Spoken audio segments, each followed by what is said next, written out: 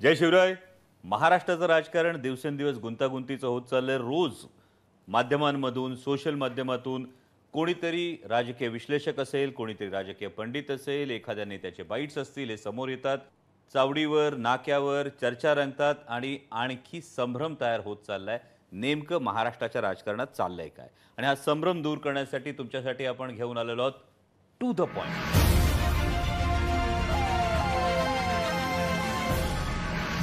थेट ज्याला इंग्लिशमध्ये आपण म्हणतो राईट फ्रॉम हॉर्सेस माउथ, अशा पद्धतीच्या या मुलाखतीची सिरीज आपण सुरू करतो टू द पॉइंट या नावानं.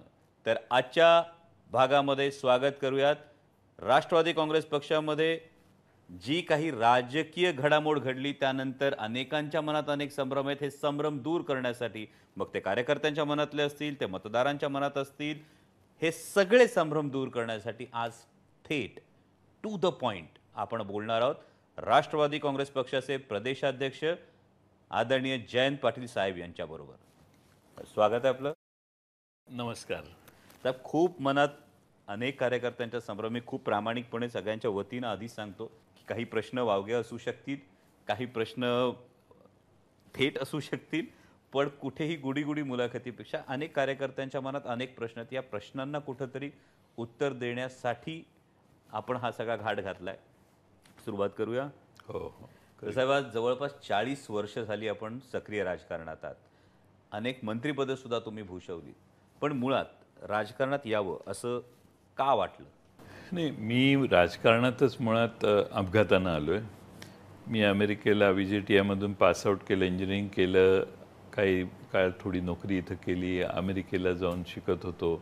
माझ्या वडिलांचं निधन झालं आणि मग मला परत यावं लागलं.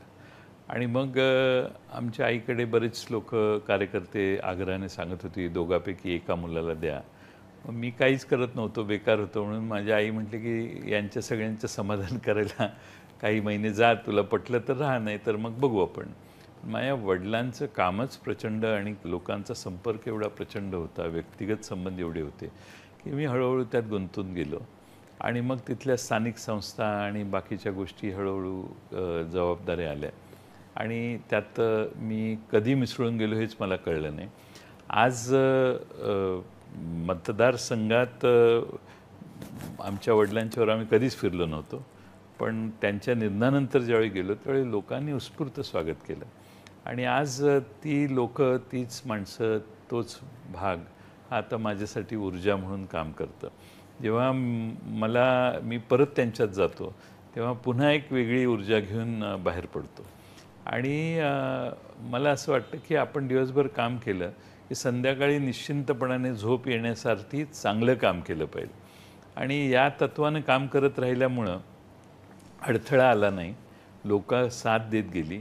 आज जवळपास 1990 पासून ही टर्म पूर्ण होईल त्यावेळी 35 वर्ष लोकांनी मला विधानसभेत सतत मोठ्या मताधिक्यानं पाठवण्याचं काम केलं. आणि त्या लोकांचं दायित्व आहेच, पण त्याचबरोबर महाराष्ट्राच्या वेगळ्या स्तरावर काम करता आलं आणि महाराष्ट्रातल्या जवळपास सगळ्या प्रश्नांची जाण राज्याचा अर्थमंत्री म्हणून काम करताना विशेषत्वानं आली. आणि आज पक्षाचं काम करताना त्या सगळ्या गोष्टीचा मला फार उपयोग होतो आहे. साहेब, एक जर बघितलं तर राजकारणाचा पोत हा तुम्ही 40 वर्षात खूप जास्त बदलताना पाहिला असेल. म्हणजे विशेषतः 2014च्या आधी ज्या पद्धतीने राजकारणाकडे बघितलं जात होतं आणि त्यानंतर आता, म्हणजे आता अगदी सोशल मीडियाचा सगळा जमाना सुरू झाल्यानंतर अनेकदा अगदी राजकीय व्यक्तींच्या खाजगी आयुष्यातही डोकावलं जातं. कोणी काय खावं, काय खाऊ नये, काय कपडे घालावेत, काय कपडे घालू नये, हे सगळं एकीकडे राहतं. मग यामध्ये राजकारणातला ज्याला आपण ड्रायव्हिंग फोर्स म्हणतो, म्हणजे आजही सतत 40 वर्ष काम करत असताना टीका टिप्पणी असेल, मनाविरुद्ध घडणाऱ्या घटना असतील, आणि हे असताना तुम्ही अव्याहतपणे अजूनही राजकारणात जे फोर्सफुली पुढे चालला आहात, जे तुम्ही अजूनही सक्रिय आहात, यातला ड्रायव्हिंग फोर्स काय? एक म्हणजे आपण सगळ्यांचं चांगलं करावं या भावनेनं माझ्या वडिलांची जी शिकवण होती आणि त्यांचा जो जनसंपर्क होता आणि लोकांसाठीच काम करायचं, हा पूर्ण वेळ काम करायचं, ही जी प्रवृत्ती तेव्हापासून आमच्या घरात जोपासली. आणि माझी आई या सगळ्यांचाच परिणाम माझ्या मनावर असं झाला की सातत्याने लोकांच्यात काम करण्याचा प्रयत्न केला आणि सगळ्यात महत्त्वाचं म्हणजे लोकांनी साथ दिली. लोकांनी साथ मध्ये आधी काढून घेतली असती तर कदाचित मी इथंपर्यंत पोचलो नसतो. त्यामुळे त्या लोकांनी सतत साथ दिली आणि काहीही मी केलं तरी माझ्या मागे लोक उभी राहिली. त्यामुळं तो फार प्रचंड ड्रायव्हिंग फोर्स आहे. कोणताही निर्णय करताना त्यांच्या हितासाठी काय योग्य आहे आणि त्यांना आपला प्रतिनिधी सन्मानजनक वागतो की नाही हे याबाबतीत शंका कधी येऊ नये याची काळजी मी शेवटपर्यंत आत्तापर्यंत तरी घेतलेली आहे. सर, एकूण 9 वर्ष आपण अर्थमंत्री होतात, त्यानंतर आपण गृहमंत्री होतात, मग ग्रामविकास मंत्री होतात आणि 2019 मधल्या महाविकास आघाडी सरकारमध्ये आपल्यावर जलसंपदा विभागाची जबाबदारी होती. या सगळ्या मंत्रिपदाच्या कारकिर्दीमध्ये तुमचा सगळ्यात आवडता काळ कोणता आणि का? मी मंत्री 99 साली सरकार काँग्रेस आणि राष्ट्रवादीचं ज्यावेळी स्थापन झालं त्यावेळी राज्याच्या तिजोरीत खडखडाट होता आणि पवारसाहेबांनी बोलवून मला सांगितलं तूच हे खातं सांभाळलं पाहिजेस. मी थोडासा नकारात्मक विचाराचा होतो पण ते म्हटले नाही तुलाच सांभाळावं लागेल. मग वर्ल्ड बँकेकडे जावं लागेल, आपल्याला बाहेरून पैसे फार उभे करावे लागतील, अशी अनेक आव्हानं होती आणि 100 रुपये महसूल होता आणि 114 रुपये 112 रुपये मला वाटतं त्यावेळी खर्च असायचा. त्यामुळं सगळ्याच बाजूने संकट तयार झालेलं होतं. राज्याचं उत्पन्न मर्यादित होतं आणि त्यामुळं माझ्यावरती जबाबदारी आली. त्यावेळी तिजोरीत खडखडाट हा शब्द परवलीचा झालेला होता आणि मी महाराष्ट्रातल्याच राज्य सरकारी कर्मचाऱ्यांना विश्वासात घेतलं. त्यांचा महागाई भत्ता गोठवताना त्यांना विश्वासात घेऊन असे अनेक कटू निर्णय घेतले. पण राज्यातल्या जनतेनं आणि राज्याच्या सरकारी कर्मचाऱ्यांनी मला साथ दिली. तो जो सुरुवातीचा काळ आहे तो सुरुवातीचा काळ हा फार क्रुशियल होता आणि 24 तास प्रचंड काम करावं लागलं त्यात. तोच काळ सेल्स टॅक्स जाऊन व्हॅल्यू ॲडेड टॅक्स आणण्याचा होता. त्याच काळामध्ये राज्याचं उत्पन्न वाढीचे सर्व उपाय करताना आपणच त्यावेळी सेल्स टॅक्समध्ये स्लॅब्स असावेत म्हणून आपणच केंद्र सरकारच्याकडे सूचना केलेली होती, मीच केलेली होती. त्यानंतर वॅट आला. वॅटमध्ये आपलं बऱ्यापैकी उत्पन्न वाढलं. आपल्याला महाराष्ट्रात त्यावेळी जलसिंचनाची कामं फार मोठी चालली होती आणि मग कृष्णा खोऱ्याला पैसे उभे करणे, गोदावरी खोऱ्याला उभं करणे, विदर्भ महामंडळाला आपल्या नाशिक भागातल्या उत्तर महाराष्ट्रातल्या योजनांना अशी कामं पैसे उभा करणं हे फार मोठं आव्हान होतं. हा सुरुवातीचा काळ महाराष्ट्रात मंत्री पण त्यावेळी आम्हाला कट लावू नका म्हणून सांगत यायचे. पण 2004 नंतर आपण सरप्लस बजेट मांडू हे मी जाहीर करायचो त्यावेळी लोक हसायची. पण मी ज्यावेळी 2004 नंतर 5 सालचं बजेट मांडलं त्यावेळी लोकांना सरप्लस बजेट महाराष्ट्राने मांडले ह्याचंच आश्चर्य वाटलं. पण सतत सरप्लस नंतर बजेट राहिलं आणि त्यामध्ये जिल्हा नियोजनावरचा खर्च 15%, 18%, 25% असायचा. तो 100% करण्यासाठी आम्ही नियम बदलले. जिल्हा अधिकाऱ्यांच्यावर जबाबदारी टाकली. अधिकार सगळे जिल्हा स्तरावर दिले. त्यामुळे 99-100% पैसे खर्च व्हायला लागले. आज तुम्ही महाराष्ट्रातल्या ग्रामीण भागात प्राथमिक आरोग्य केंद्राची कुठेही तक्रार येणार नाही, उपकेंद्राची तक्रार येणार नाही, जनावरांच्या दवाखान्याची तक्रार येणार नाही, कारण सगळे पैसे जिल्ह्याला दिलेले त्यावेळी 100% खर्च व्हायला लागले 2006, 7, 8, 9. आणि त्यामुळं स्थानिक लहान लहान प्रश्न जिल्हा नियोजन मंडळातनं सगळे संपले. त्यामुळे सॅटिस्फॅक्शनचं लेवलही भरपूर वर गेलं आणि आमचे सगळे अधिकार आम्ही जिल्ह्याला दिले. त्यामुळं हे 9 वर्षाचा काळ. त्यानंतर 10 महिने गृह खात्याचं काम केलं. त्यावेळी देखील कसाबला आर्थर रोड जेलमध्ये सुरक्षित ठेवायचं कसं इथंपासून ते चिलखती गाड्या मुंबईत आणण्यापासून अनेक आधुनिकीकरण पोलिसांचं करताना एक सेक्रेटरींची कमिटी केली आणि त्यांना अधिकार देऊन टाकले. आणि त्यांच्या मागे लागून बरीच कामं आम्ही त्यावेळी करून घेतली. त्यामुळे 10 महिन्यात एवढं पोलीस दलांमध्ये आधुनिकीकरणाचं काम झालं की पोलीस देखील ॲप्रिशिएट करत होते. एकच राहिलं पोलिसांच्यासाठी गृहनिर्माण करण्याचं, त्याच्यात आम्ही लक्ष घातलेलं, पण परत निवडणुका झाल्या आणि त्या 10 महिन्याच्या काळात माझी अशी तीव्र इच्छा होती की ज्यांनी कसाब आणि गँगला मुंबईत पाठवलं, जे पाकिस्तानात आहेत, जे मास्टर माइंड म्हणून आहेत, त्यांच्यापर्यंत पोचायचा काय मार्ग काढता येईल.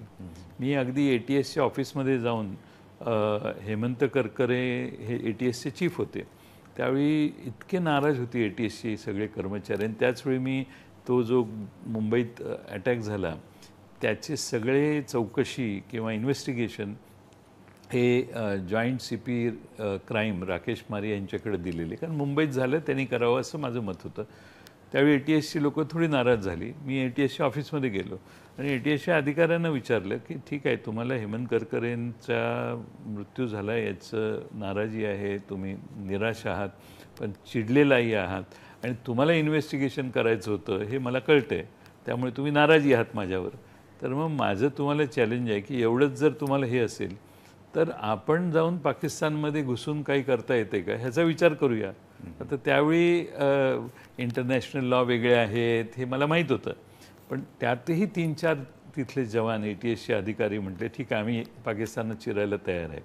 आणि त्यावेळी कन्सेप्ट अशी होती की एवढा मोठा हल्ला आपल्यावर झाला आणि आपण काहीच करू नये हे मलाही मान्य नव्हतं. आणि त्यावेळी काही रिटॅलिएशन म्हणून आपण त्यांच्या अगेन्स्ट काही करू शकतो का याचाही विचार आम्ही त्यावेळी काही प्रमाणात करायचा प्रयत्न करत होतो. पण नंतर विधानसभा झाल्या, मी एका आंतरराष्ट्रीय एजन्सीला देखील संपर्क साधलेला की आमची इच्छा आहे की ज्यांनी आम्हाला त्रास दिला त्यांना आम्हाला जाऊन त्रास द्यायचा आहे. सर्जिकल स्ट्राईक टाईप, पण थोडंसं हां, प्रिलिमिनरी स्टेज. म्हणजे माझा मनात हा राग होताच, सगळ्याच महाराष्ट्रातल्या लोकांच्या, मुंबईतल्या लोकांचा राग होता. त्यांनी घुसून मारलं तर आपण काय करणार ही हेच होती. तर त्यावेळी नुसतं कसाबला फाशी देणं हे तर ठीक आहे, तो आपल्या ताब्यात आहे, त्याला देऊच आपण, परंतु ज्यांनी त्याला पाठवलं त्यांच्या विरोधात आपण काय करायचं याचा सतत विचार करून एक इंटरनॅशनल, आता नाव सांगणं योग्य नाही, पण एजन्सीशी संपर्क साधायचाही प्रयत्न मी माझ्या स्तरावर केला, व्यक्तिगत स्तरावर, नॉट ऑन डिपार्टमेंट लेवल.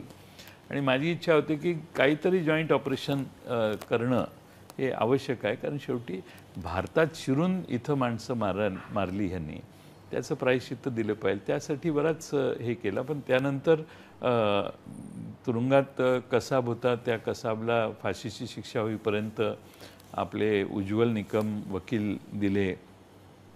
एकदा P. चिदंबरम होम मिनिस्टर होते, ते दिल्लीहून आले आणि म्हटले की नाही आत्ताच लगेच कसाबला फाशी द्यायची. तर आम्ही त्यांना विनंती केली की नाही, म्हटलं की हा भारताच्या विरोधी प्लॅन आहे, कट आहे, हे सिद्ध होईल, आपण ते प्रोसेस केलेले आहेत, धागेदोरे हाताला लागत आहेत, आपल्याला थोडं थांबलं पाहिजे. आणि उज्ज्वल निकमांनी देखील त्यांना ते कन्व्हिन्स केलं आणि त्याप्रमाणे शेवटी लेजिटिमेट मार्गाने कसाबची फाशी जाहीर झाली, कोर्टाने केली आणि त्याला फाशी झाली. पण ह्या सगळ्या पिरियडमध्ये कसाबला ठेवायचं कुठं हा पिरियड होता. आणि ते आर्थर रोड जेलमध्ये कॅनोपी तयार करण्याचं काम मी थोडा बहुत सिव्हिल इंजिनिअरची अक्कल वापरून मी डिझाईन तयार करून दिलं की असं करूया, कुठलंही रॉकेट येईल, कसाबला मारेल, अशा त्यावेळी वंदना होत्या. तर त्या सगळ्या बाहेरच्या बातम्या यांना त्या कसाबच्या बिल्डिंगच्या वर रूफ करून मोठा बॉम्ब जरी टाकला तरी आत काही आतल्या कैद्याला होणार नाही, अशी व्यवस्था आपल्याकडे आर्थर रोड जेलला मी पुढाकार करून पूर्ण केलेली होती. तर तो जो सगळा एक काळ होता, त्यानंतर मी हे इलेक्शनच झाल्या आणि मग मी ग्राम विकास खात्याची जबाबदारी माझ्यावर आली. मग त्यावेळी मी महाराष्ट्रात जवळपास 100-125 ठिकाणी फिरून इको विलेजची कल्पना राबवली. ग्रामपंचायतीचं कॉम्प्युटरायझेशन पहिल्यांदा भारतात आपण केलं. मला आठवतं त्यावेळी मी ज्यावेळी ग्रामविकास मंत्री झालो त्यावेळी महाराष्ट्राचा नंबर भारतात सर्व राज्यांमध्ये 13वा का काहीतरी होता. केरळला सरपास करणंच अशक्य होतं, एवढे केरळमध्ये सुधारणा होत्या. मग ग्रामविकास मंत्री म्हणून केरळला जाऊन 4-5 दिवस राहून काय प्रोसिजर्स आहेत त्यांच्या बघून आपण काम केलं. पहिल्या वर्षी 3रा नंबर आला, 2रा नंबर आला, शेवटचे 2 वर्ष पहिला नंबर आला महाराष्ट्राचा देशात. हे मनमोहन सिंगांच्या हस्ते मी पारितोषिक 2दा घेतलं त्यावेळी मनमोहन सिंगही म्हटले की केरळच्या पलीकडे जयंत राज्य कसं काय नेलं तू. मला कार्यक्रमानंतर जेवताना म्हटले की असं कसं झालं म्हटले. म्हटलं आम्ही ह्या नव्या सुधारणा केलेल्या आहेत. महाराष्ट्रातल्या सगळ्या ग्रामपंचायतीला संगणक पहिल्यांदा आपण चालू केले आणि संगणकावर इन्फॉर्मेशन गॅदर करायची सुरुवात त्या ठिकाणी तेव्हापासून झाली. पण मगाशी साहेब तुम्ही गृहमंत्री असतानाचा जो कालावधी सांगितलात, म्हणजे आत्ता मला वाटतं मीरा बोरवणकरांचं पुस्तक आल्यानंतर काही धक्कादायक खुलासे त्यामध्ये झाले. तर त्यावेळी एक प्रचार केला गेला होता, एक नॅरेटिव्ह सेट केलं होतं की कसाबला बिर्याणी खाऊ घातली. पण आता त्या पुस्तकामध्ये त्यांचा खुलासा वेगळा आहे. पण या पद्धतीने जेव्हा तुम्ही प्रामाणिकपणे एक गोष्ट करता आणि त्याचा एक काउंटर नॅरेटिव्ह केवळ माध्यमातून एक पेरला जातो, तेव्हा त्याचा त्रास नाही जाणवत? कसाबला बिर्याणी घालायचा प्रश्नच नव्हता, पण बातमी आल्यावरती सगळीकडे चालली आणि एवढा अपप्रचार झाला. मग कोणीतरी म्हणायचं की तिकडच्या गेटवे ऑफ इंडियाच्या चौकात त्याला भर चौकात फाशी द्या वगैरे असं विधानं आली. त्यावेळी मी कोणाला रिॲक्शन द्यायचं नाही, कारण कसाबला बिर्याणी आपण देत नाही हेच आहे. म्हणजे मलाच माहीत होतं ना काय तो खातो आणि काय. मी एकदा तुरुंगात जाऊन त्याच्या पुढं उभा राहून तपासणी केलेली की काय चाललंय काय नाही, तो काय करतो काय नाही. आणि मी विधानसभेत मंत्री झाल्यावर एक भाषण, सगळ्या घटनाक्रम म्हणजे कसाबची सुरुवातपासून एंड इथपर्यंतचं भाषण मी विधानसभेत केलेलं, दीड तास केलं असेल. त्यावेळी मला भीती असायची की आपण जे सांगू सभागृहात ते खरंच असलं पाहिजे. मला राकेश मारिया आणि त्या टीमने जे ब्रीफ केलेलं ते क्रॉस व्हेरीफाय कुठेतरी केलं पाहिजे. म्हणून मी तुरुंगात जाऊन ते क्रॉस व्हेरीफाय करून मग सभागृहात जाऊन भाषण केलं होतं. सर, पण या एकूण मंत्रिपदांच्या कालावधीत विशेषतः महाविकास आघाडी सरकारमधला जलसंपदा मंत्रिपदाचा जो काळ आहे आणि याविषयी अनेक गोष्टी होत्या. 2014च्या निवडणुकीपूर्वी या विभागातल्या भ्रष्टाचाराविरोधात अनेक आंदोलनं झाली होती, अनेक चर्चा होत्या. त्याच्या व्हाईट पेपरमध्ये सुद्धा सिंचनाखाली खूप कमी क्षेत्र आलं असं थेट जो व्हाईट पेपर आला होता त्यामध्ये, ज्या श्वेतपत्रिकेमध्ये हा उल्लेख होता.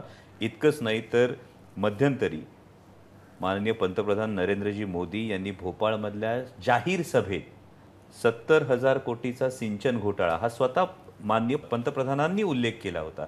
या सगळ्या पार्श्वभूमीवर तुमचा जलसंपदा मंत्रिपदाचा काळ कसा आहे? हे सगळे आरोप, अगदी बैलगाडीभर पुरावे 2014च्या आधी तत्कालीन विरोधी पक्ष नेत्यांनी आणून दिले. चौकशी करा म्हणून आव्हान केलं. त्यांचं सरकार त्यानंतर आलं, कारण लोकांच्यात संभ्रम तयार झाला की प्रचंड घोटाळा झालेला आहे आणि हे भ्रष्ट लोक आहेत.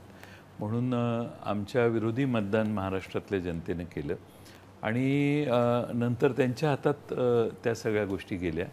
त्यांनी चौकशी करून याबद्दल निष्कर्षापर्यंत 5 वर्षात येणं काही अवघड नव्हतं. पण ते त्यांच्याकडून काम कधी झालेलं मला दिसलं नाही. आणि त्यानंतर मला जलसंपदा विभागाची ज्यावेळी जबाबदारी आली त्यावेळी मी कधी काम प्रोसिजर सोडून कधीच केलेलं नाही आहे. आणि त्यामुळं मला तसं काही जाणवलं नाही की फार मोठ्या काही गोष्टींची प्रॅक्टिस तिथं आहे म्हणून. आणि 2.5 वर्षाच्या काळात उलट काम करण्यासाठी फार मोठा वाव आहे. आता आपले विदर्भातली नदीजोड प्रकल्प एक आहे. पूर्व विदर्भातून म्हणजे गडचिरोली जिल्ह्यातून पाणी आणून अगदी बुलढाणा जिल्ह्यापर्यंत आणायचं, असा आपला एक महत्त्वाकांक्षी प्रकल्पाला बरीच चालना देण्याचं काम मागच्या 2.5 वर्षात आम्ही केलं. नाशिक जिल्ह्यातले जे वळण बंधारे आहेत त्यांना प्रचंड गती देण्याचं काम केलं. प्रयत्न हा होता की आपल्या मराठवाड्यात जे पाणी कमी पडतं आहे ते तिखंड वाढून यावं. त्याचबरोबर मराठवाड्यात पूर्वीची गणितं थोडीशी रॉंग होती. त्याच्या तपशिलात जाऊन मी मराठवाड्यात अतिरिक्त 19 TMC पाणी मध्य मराठवाड्यात उपलब्ध जादा आहे हे सिद्ध केलं. त्यामुळे 19 TMCपर्यंतचे नवीन बंधारे हे तिथं आपल्याला मंजूर करता आले. आणि नांदेडच्या भागात पण पुन्हा 44 TMC पाणी अतिरिक्त आहे हे आम्ही कागदपत्री सिद्ध करू शकलो. त्यामुळे मराठवाड्यात नवीन प्रकल्प घेण्याचा मार्ग मी 2.5 वर्षाच्या काळात खुला केला असं मी म्हणेन आमच्या सरकारने. आणि आज मराठवाड्यातलं पाण्याची तूट जी आहे ती भरून काढायला नाशिक जिल्ह्यातले, नगर जिल्ह्यातले वळण बंधारे यांची अनेक सर्वेक्षणं चालू करून आपण त्याला गती दिली आहे. मला खात्री आहे की पुढच्या 4-5 वर्षात फार मोठ्या प्रमाणात पाणी 20, 25, 30 TMC पाणी तर सहजगत्या मराठवाड्यात येईल. आता नव्या सरकारची किती आत्मीयता त्या प्रश्नाकडे बघण्याची आहे मला माहीत नाही, पण आम्ही तर कामाची थोडं आधी काम सुरू झालेलं त्याला प्रचंड गती देण्याचं काम आम्ही गेलं. आणि वैनगंगा टू नळगंगा हा जो नदी जोडचा प्रकल्प आहे त्याच्यातही बरंच काम आमच्या काळी झालं. मला खात्री आहे की MWRRA जी आहे आणि केंद्र सरकारमध्ये पण ही अथॉरिटी आहे, त्यांच्यासमोर मागे एकदा मिटिंग झाली आहे, त्यामुळं त्याला मान्यता मिळाली तर तो मोठा प्रकल्प महाराष्ट्रात चालू करता येईल, जेणेकरून विदर्भातलेही काही बुलढाणापर्यंतचे काही जिल्हे पाण्याची कमी कमतरता असणारे आहेत आणि मराठवाड्या या ठिकाणी पाणी पोचेल. आता भ्रष्टाचार हा जो मुद्दा आहे त्यात पंतप्रधानांनी स्वतःच याचा उल्लेख केलेला आहे.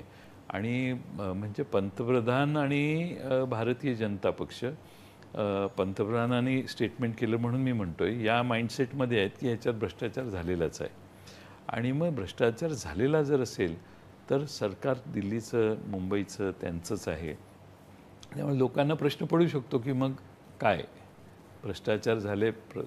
स्वतः प्रधानमंत्री ज्यावेळी म्हणतात त्यावेळी महाराष्ट्रातनं कोणीतरी ब्रीफिंग केलेलं आहे त्यांना की याच्यात भ्रष्टाचार आहे म्हणून, आणि अशी मोठी स्टेटमेंट त्यांनी केली. आणि त्यानंतर 2-3 दिवसातच आमचा पक्षही वेगळा झाला हे आपल्याला माहिती आहे. पण भारतीय जनता पक्षाचे प्रमुख नेत्यांनी असं स्टेटमेंट देशाच्या दुसऱ्या भागात करणं आणि राष्ट्रवादी काँग्रेसबद्दल नाव घेऊन करणं याने राष्ट्रवादी काँग्रेसला मुद्दामून रॉंग बॉक्समध्ये टाकायचं असा कदाचित प्रयत्न आणि उद्देश असेल. पण राजकारणातला एक भाग म्हणून, राजकारणातला एक महत्त्वाचा घटक म्हणून देशाच्या पंतप्रधान पदावर, इतक्या मोठ्या पदावर, इतक्या जबाबदार पदावर जर एखादी व्यक्ती एक स्टेटमेंट करते तर ते स्टेटमेंट त्याची शहानिशा करणं किंवा जे स्टेटमेंट केले त्याचं पुष्टी करणारे पुरावे समोर आणणं हे भारतीय जनता पक्षाची नैतिक जबाबदारी असं वाटत नाही? अर्थातच ज्या अर्थी त्यांनी स्टेटमेंट केलं आणि देशाच्या प्रमुख पदावर बसलेल्या नेतृत्वाने ज्यावेळी स्टेटमेंट केलेलं असेल त्यावेळी देश हे गृहीतच धरणार की त्याच्या खोलात ते जातील म्हणून. आता पाहायचं ते त्यांनी विधान केलेलं आहे म्हटल्यावर ते त्या विधानाबद्दल गंभीर असतील तर नक्कीच त्याच्या खोलात जातील. पण माझ्या मधल्या काळात आम्ही हेच सांगत होतो की आता 1% जलसिंचन झाले अशी आवई आमचं सरकार असताना उठली. त्याच्यामध्ये फक्त शेती खात्याने गोळा केलेली आकडेवारी ही इकडे रिफ्लेक्ट होत नव्हती आणि ती प्रोसिजर त्यांच्या सगळ्यात थांबलेल्या होत्या म्हणून 1%चा पर्सेंटेज येत होतं. पण महाराष्ट्रात जलसिंचन प्रचंड झालेलं आहे. म्हणजे आमचं काँग्रेस राष्ट्रवादीचं सरकार ज्यावेळी होतं त्यावेळी 99 सालापासून 14 सालापर्यंत प्रचंड काम महाराष्ट्रात झालं, ते कुणालाही नाकारता येणार नाही. आणि त्यानंतरही पुढे झालं, मी नकार देत नाही. 2.5 वर्षाच्या काळात आता निळवंडे धरण आहे. निळवंडे धरण 90% माझ्या काळात मी पूर्ण 3-4 वेळा भेटी देऊन तिथं बाळासाहेब थोरात आहेत, प्राजक्त तनपुरे आहेत, हे दोघंही सतत मागे लागायचे. आणि तिथं आमचे त्या भागातले सगळे आमदार आग्रही असायचे. त्यामुळं निळवंड्याला एवढी गोटी दिली की मागच्या काळात जेवढं काम झालं, मागच्या सरकार म्हणजे 14 ते 19 जे काम झालं त्याच्या जवळपास 2.5 पट 3 पट काम आमच्या काळात 2.5 वर्षात केलं आम्ही. कारण थ्रस्टच दिला होता आम्ही की पण मी महाराष्ट्राचे विधानसभेत असल्यापासून निळवंडे कायम भाषणं. त्यामुळे मी म्हटलं हे तर किमान काहीतरी पूर्ण व्हावं, तर ते पूर्ण करायचं काम केलं. आणि आमचं टार्गेट होतं की 2023मध्ये तो प्रोजेक्ट पूर्ण झाला असं करेल. आत्ता अलीकडं मला वाटतं पंतप्रधानांनी येऊन त्याचं उद्घाटन केलेलं आहे. पण त्याचं मेजर 90% कालव्याची कामं ही आमच्या काळात गती देण्याचं काम आम्ही केलेलं आहे. साहेब, हे पूर्ण उत्तर ऐकल्यानंतर अनेकांच्या मनात संभ्रम होणार आहे, त्यामुळे थेट प्रश्न विचारतो. म्हणजे हवं तर या प्रश्नासाठी तुम्ही मला दोषी ठरवू शकता, पण आत्ता तुम्ही जलसंपदा विभागाच्या भ्रष्टाचारासंदर्भात जे उत्तर दिलंय हे पाहता याला नेमकं काय म्हणायचं? याला कारण या संदर्भातल्या भ्रष्टाचाराचे आरोप ज्या साथीदारांनी आपली साथ सोडली त्यातल्या काही प्रमुख नेत्यांवर या भ्रष्टाचाराचे आरोप आहेत, तर ही त्या लोकांची पाठराखण म्हणायची जी आपण करताय, की या पद्धतीने ही राजकीय नैतिकता आपण जपता आहात की जे आहे ते खरं आहे ते अशा पद्धतीने? मी आमचा जो काळ होता सुरुवातीचा 15 वर्ष आमचं राज्य होतं, त्यावेळी महाराष्ट्रात जे काम झालं त्याच्यावर भ्रष्टाचाराचे आरोप झाले आणि आरोप करणाऱ्यांच्यावर ही जबाबदारी आहे सिद्ध करण्याची. त्यांचं महाराष्ट्रात राज्य होतं आणि आहे आणि दिल्लीत राज्य आहे, त्यामुळे नैतिकता त्यांनी सांभाळली पाहिजे. मी त्या 15 वर्षात त्या सरकारचा भाग होतो, त्यामुळे मी त्याच्यावर बोलणं हे उचित होणार नाही आणि नैतिकदृष्ट्या ते योग्यही होणार नाही. त्यामुळं ज्यांनी भ्रष्टाचाराचे आरोप केलेले आहेत त्यांनी त्याच्यावर बोललं पाहिजे, त्यांच्या बाबतीत खुलासा त्यांनी केला पाहिजे. आणि आपल्याला आठवतं की नाही माहीत नाही, पण ज्यावेळी 19 साली विधानसभेच्या निवडणुकीनंतर 1.5-2 दिवसाचं एक सरकार होतं, त्या सरकारमध्ये क्लीन चिट देण्याचंही काम त्या काळात झालेलं आहे. या प्रकल्पात काही प्रकल्पांना क्लीन चिट देण्यात आली. त्यामुळं ज्यांनी आरोप केले त्यांच्यावर ही जबाबदारी आहे असं माझं मत आहे. आणि मला विचाराल तर माझ्यासमोर अशा कोणत्याही गोष्टीचा भ्रष्टाचाराचा विषय कधी आला नाही, त्यामुळं मी त्या खोलात कधी गेलेलो नाही. पण आरोप अगदी वरपर्यंत करण्यात आलेले असतील तर मग ज्यांनी आरोप केले त्यांना जनतेने हा प्रश्न विचारला पाहिजे. मी त्याच्यात या उत्तरात सहभागी होऊ शकत पुन्हा एक वेगळा प्रश्न साहेब तुम्ही निर्माण केलाय, तो म्हणजे की तुम्ही सांगता या सरकारचा तुम्ही भाग होतात आणि या प्रामाणिक भावनेतून सरकारच्या निर्णयांविषयी तुम्ही जी वस्तुस्थिती आहे ती मांडण्याचा प्रयत्न केला. पण आत्ता आम्ही सगळेजण जे बघतो आहोत की 2.5 वर्ष महाविकास आघाडी सरकारमध्ये जे सहभागी होते त्यातले अनेक जण आता महायुती सरकारमध्ये सहभागी आहेत आणि थेट मंत्र्यांकडून विधानं येतात की त्या सरकारने ही चूक केली आणि मग आमच्यासारख्या लोकांना हा प्रश्न पडतो, अरे तुम्ही त्या सरकारचा भाग होतात ना. मग आत्ता महायुतीतले जे काही मंत्री आहेत हे माननीय मंत्री जेव्हा महाविकास आघाडीच्या सरकारच्या काही निर्णयांविषयी थेट आरोप करतात त्यावेळी मग या नैतिकतेविषयी तुमचं काय म्हणणं आहे?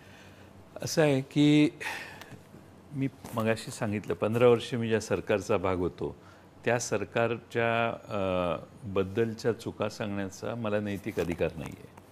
तसं 2.5 वर्ष आमच्या सरकारमध्ये जी लोकं होती त्या लोकांपैकी आज सरकारचं संख्या 29 मंत्री आहेत महाराष्ट्रात. 29 पैकी 14 मंत्री आमच्याकडून आणि एकनाथ शिंदेंचे जे पूर्वीच्या जुन्या मंत्रिमंडळात होते 2.5 वर्षात त्यातले 14 मंत्री आता त्यात आहेत. आणि जवळपास भारतीय जनता पक्षाच्या ऐवजी एकनाथ शिंदे साहेबांचे 9, आमच्याकडून गेलेले 9 असे 18 मंत्री, म्हणजे मेजॉरिटी ही बाहेरचीच आहे. आणि 29 वजा 18 म्हणजे 11-12 मंत्री भारतीय जनता पक्षाचे आहेत. त्यामुळं आमच्या सरकारमध्ये ज्यांनी काम केलं ज्या 14 लोकांनी त्यांना नैतिक अधिकार होत नाही की त्यावेळी. आता मी तुम्हाला उदाहरण सांगेन की एकनाथ शिंदे नगरविकास मंत्री होते. त्यांनीच सगळ्या मंत्रिमंडळाशी कन्सल्ट करून नगरपालिकेच्या मतदारसंघात एका वॉर्डात 3 अशी भूमिका मान्य केली आणि त्याच्या बाबतीत कायदा झाला, सगळं झालं. आणि त्यानंतर ते सरकार बदललं आणि आता त्यावेळी निवडणूक घ्यायची सगळी तयारी करून आम्ही तयारी केलेली. आता ह्या निवडणुका होत नाहीत आणि एका मतदारसंघात 3-4 म्हणजे मुंबईत वॉर्ड वाढवण्यात आले, अनेक शहरात वॉर्ड वाढवण्यात आले. तशा मी त्यावेळी सांगत होतो की सेन्सस ज्यावेळी झालेलं आहे सेन्सस बेस्ड हे करायचं असतं, पण हे गृहीत धरून की 5 वर्षांनी एवढी लोकसंख्या वाढलेली असेल तर गृहीत धरून रेटून ते वॉर्ड वाढवण्याचं काम झालं. त्यावेळी मी सांगत होतो की हे नॉट राईट, बेस एक काहीतरी धरला पाहिजे. पण ॲडॉक काहीतरी एवढी लोकसंख्या राज्याची वाढली असेल असं गृहीत धरता येणार नाही. आज तेच मंत्री, तेच खातं, तेच मुख्यमंत्री, तरी त्याच्यावर आता कोणती ॲक्शन नाही, निवडणुका होत नाहीत. म्हणजे आपण त्या सरकारमध्ये मागच्या जे होतो, उद्धव ठाकरेंनी कोविडच्या काळात अतिशय चांगलं काम केलं आणि देशात सगळ्यात आदर्श काम महाराष्ट्रात झालं. कोविडच्या काळात चांगलं काम झालं. उलट आमचं सरकार होतं आणि 3 पक्षाचं सरकार जरी असलं तरी केंद्र सरकारचं सहकार्य आम्हाला नव्हतं मिळायचं. GSTचे पैसे लवकर यायचे नाहीत. केंद्र सरकारकडून महाराष्ट्रात काही वादळं वगैरे आली, नुकसान झालं, त्याची नुकसान भरपाई वेळेवर यायची नाही. असे बरेच अडथळे आम्हाला केंद्र सरकारने दिले, तरी सरकार व्यवस्थित चालवण्याचं काम आमच्या सगळ्या लोकांनी केलं आणि लोकांच्या पसंतीला उतरत होतं सरकार. त्यावेळीच काही लोक बाजूला गेली, काही वेगळ्या कारणानं गेली. त्यामुळे ते सरकार 2.5 वर्षाचं पडलं. पण त्यातनंच जे बाहेर येऊन नवीन सरकार झालं ते त्या सरकारला दोष देतात, हे नैतिकतेला धरून नाही. लोकांनाही मला खात्री आहे ते पटत नसेल. मग आपण यामध्ये जो उल्लेख केला तो स्थानिक स्वराज्य संस्थांच्या निवडणुकांचा एक उल्लेख केला. म्हणजे आज आपण बघतो आहोत की नवीन सरकार येऊन जवळपास 1.5 वर्ष होत आलं आणि तरीसुद्धा जिल्हा परिषदा असतील, नगरपालिका असतील, महानगरपालिका असतील, इथे सगळीकडे प्रशासक आहे. तर मग हे पंचायत राज पद्धत जी महत्त्वाची आहे, या पंचायत राज पद्धतीचंच आकुंचन होत आहे. हो, म्हणजे आपल्या घटनेची तरतूदच आहे की दर 5 वर्षांनी ग्रामपंचायती, जिल्हा परिषद, पंचायत समिती, नगरपालिका, महापालिका याच्या निवडणुका झाल्याच पाहिजेत. आज घटनेची पायमल्ली झालेली आहे आणि मला आश्चर्य वाटतं की बऱ्याच वेळेला कोर्टाकडे गेल्यावर कोर्टही याची काळजी घेत नाही आहे. सुप्रीम कोर्टापर्यंतही कोर्ट असं म्हणत नाही की अरे घटना काय चालली आहे, काय नाही. आता OBCचं राजकीय आरक्षण जे आहे त्याच्याविषयी विनाकारण अनावश्यक असे वाद तयार करण्यात आले. बरेच गोष्टी त्यामधल्या काळात झाल्या आणि ती कारणं दाखवून निवडणुकाच घ्यायच्या नाहीत असं प्रयत्न सत्तारूढ पक्षाकडून होतोय आणि पूर्ण लोकशाहीची म्हणजे पूर्ण उखडून काढली लोकशाही महाराष्ट्रात असं मी म्हणेन. आणि घटनेचा तर पूर्णपणाने मर्डरच झालेला आहे याच्यात. मग हे सरकार ज्यांच्याकडे एवढी मोठी आमदारांची संख्या आहे, सर्वसामान्य जनतेचं हे मत आहे. अनेक जिल्हा परिषदेमध्ये जाण्यासाठी इच्छुक लोक आहेत, पंचायत समितीमध्ये जाण्यासाठी इच्छुक लोक आहेत. तिथला विकास निधी हा तिथल्या लोकप्रतिनिधींच्या म्हणण्यानुसार झाला पाहिजे असं वाटणारे लोक आहेत. तर एवढी आमदारांची संख्या असून सुद्धा हे सरकार स्थानिक स्वराज्य संस्थांच्या निवडणुका घ्यायला घाबरतंय असंच मला वाटतं. घाबरतंय आणि पालकमंत्र्याच्या हातात एक सगळेच अधिकार देण्याची इनडायरेक्ट ही व्यवस्था आहे. कारण स्थानिक स्वराज्य संस्थातून निवडून आलेले DPDCवर येतात. DPDCत मग ठराव करावा लागतो, ट्रान्सपरन्सी वाढते. आता ॲडॉकिझम सुरू झालेलं आहे की पालकमंत्री म्हणेल ती पूर्व दिशा, इकडचा रस्ता करा, तिकडचा रस्ता करा. फार तर त्यांच्यावर प्रेशर DPDCत सहभागी असणाऱ्या आमदारांचं. पण खालचे जिल्ह्यात ज्यांचे प्रश्न खरे मुळात सोडवण्यात जास्त आग्रह असतो तो वर्गच आता DPDCत बसत नाही, जिल्हा नियोजन मंडळात. त्यामुळं आता पालकमंत्री हे आता मालक झालेले आहेत. म्हणजे या ठिकाणी पालकमंत्रीच्या ऐवजी मालकमंत्री असं म्हणायला हरकत नाही. हां, असं कधी असतं का? त्यामुळं जिल्हा नियोजन मंडळात किमान जुने जे होते सदस्य त्यांना कंटिन्यू करा. ठीक आहे, त्यांची मुदत संपली इथपर्यंत ठीक आहे, मग त्यांना कॉप्ट करा, काहीतरी करा. पण ट्रान्सपरन्सीच आता राहिलेली नाही आणि लोक कोणी बोलत नाहीत, लोक कोणी त्याच्यावर आवाज उठवत नाहीत आणि ट्रान्सपरन्सीची ऐशी तैशी झालेली आहे. प्रत्येक जिल्ह्यात जाऊन कानोसा घेऊन बघा काय चाललेलं आहे. जिल्हा नियोजन मंडळामध्ये काही चांगले मंत्री आहेत, पण काही लोकांच्याकडे त्या जिल्हा नियोजन मंडळातूनच टक्केवारी सुरू झालेली आहे. हे फार गंभीर आहे. असं कधीच महाराष्ट्रात नव्हतं. म्हणजे हा माझा वैयक्तिक अनुभव आहे साहेब. म्हणजे पुणे जिल्हा नियोजनासाठी जवळपास 2 वर्ष ही जी लोकप्रतिनिधी म्हणून जी कामं येतात ही कामं पालकमंत्र्यांकडे दिल्यानंतर आज 2 वर्ष झालीत, ही कामं मंजूर होत नाहीत. आणि असं असताना ठराविक पक्षाच्या कार्यकर्त्यांना कामं दिली जातात आणि मग हा मनात प्रश्न निर्माण होतो. मग लोकनियुक्त प्रतिनिधी एका बाजूला राहतात आणि ठराविक पक्षाच्या कार्यकर्त्यांना थेट कामं दिली जातात. जर असं व्हायला लागलं तर हे एकूण व्यवस्थेवरचाच विश्वास लोकांचा उडायला लागेल. हो, लोकांचा उडायला लागेल हे तुम्ही फार मॉडरेट विधान केलं. लोकांचा विश्वासच कमी झालेला आहे आता. आणि सगळे हे गृहीत धरतात की यानं काम आणलं तर ह्याचा कॉन्ट्रॅक्टर ह्यानेच ठरवायचा आणि ह्याचं शेअरिंग यानेच करायचं.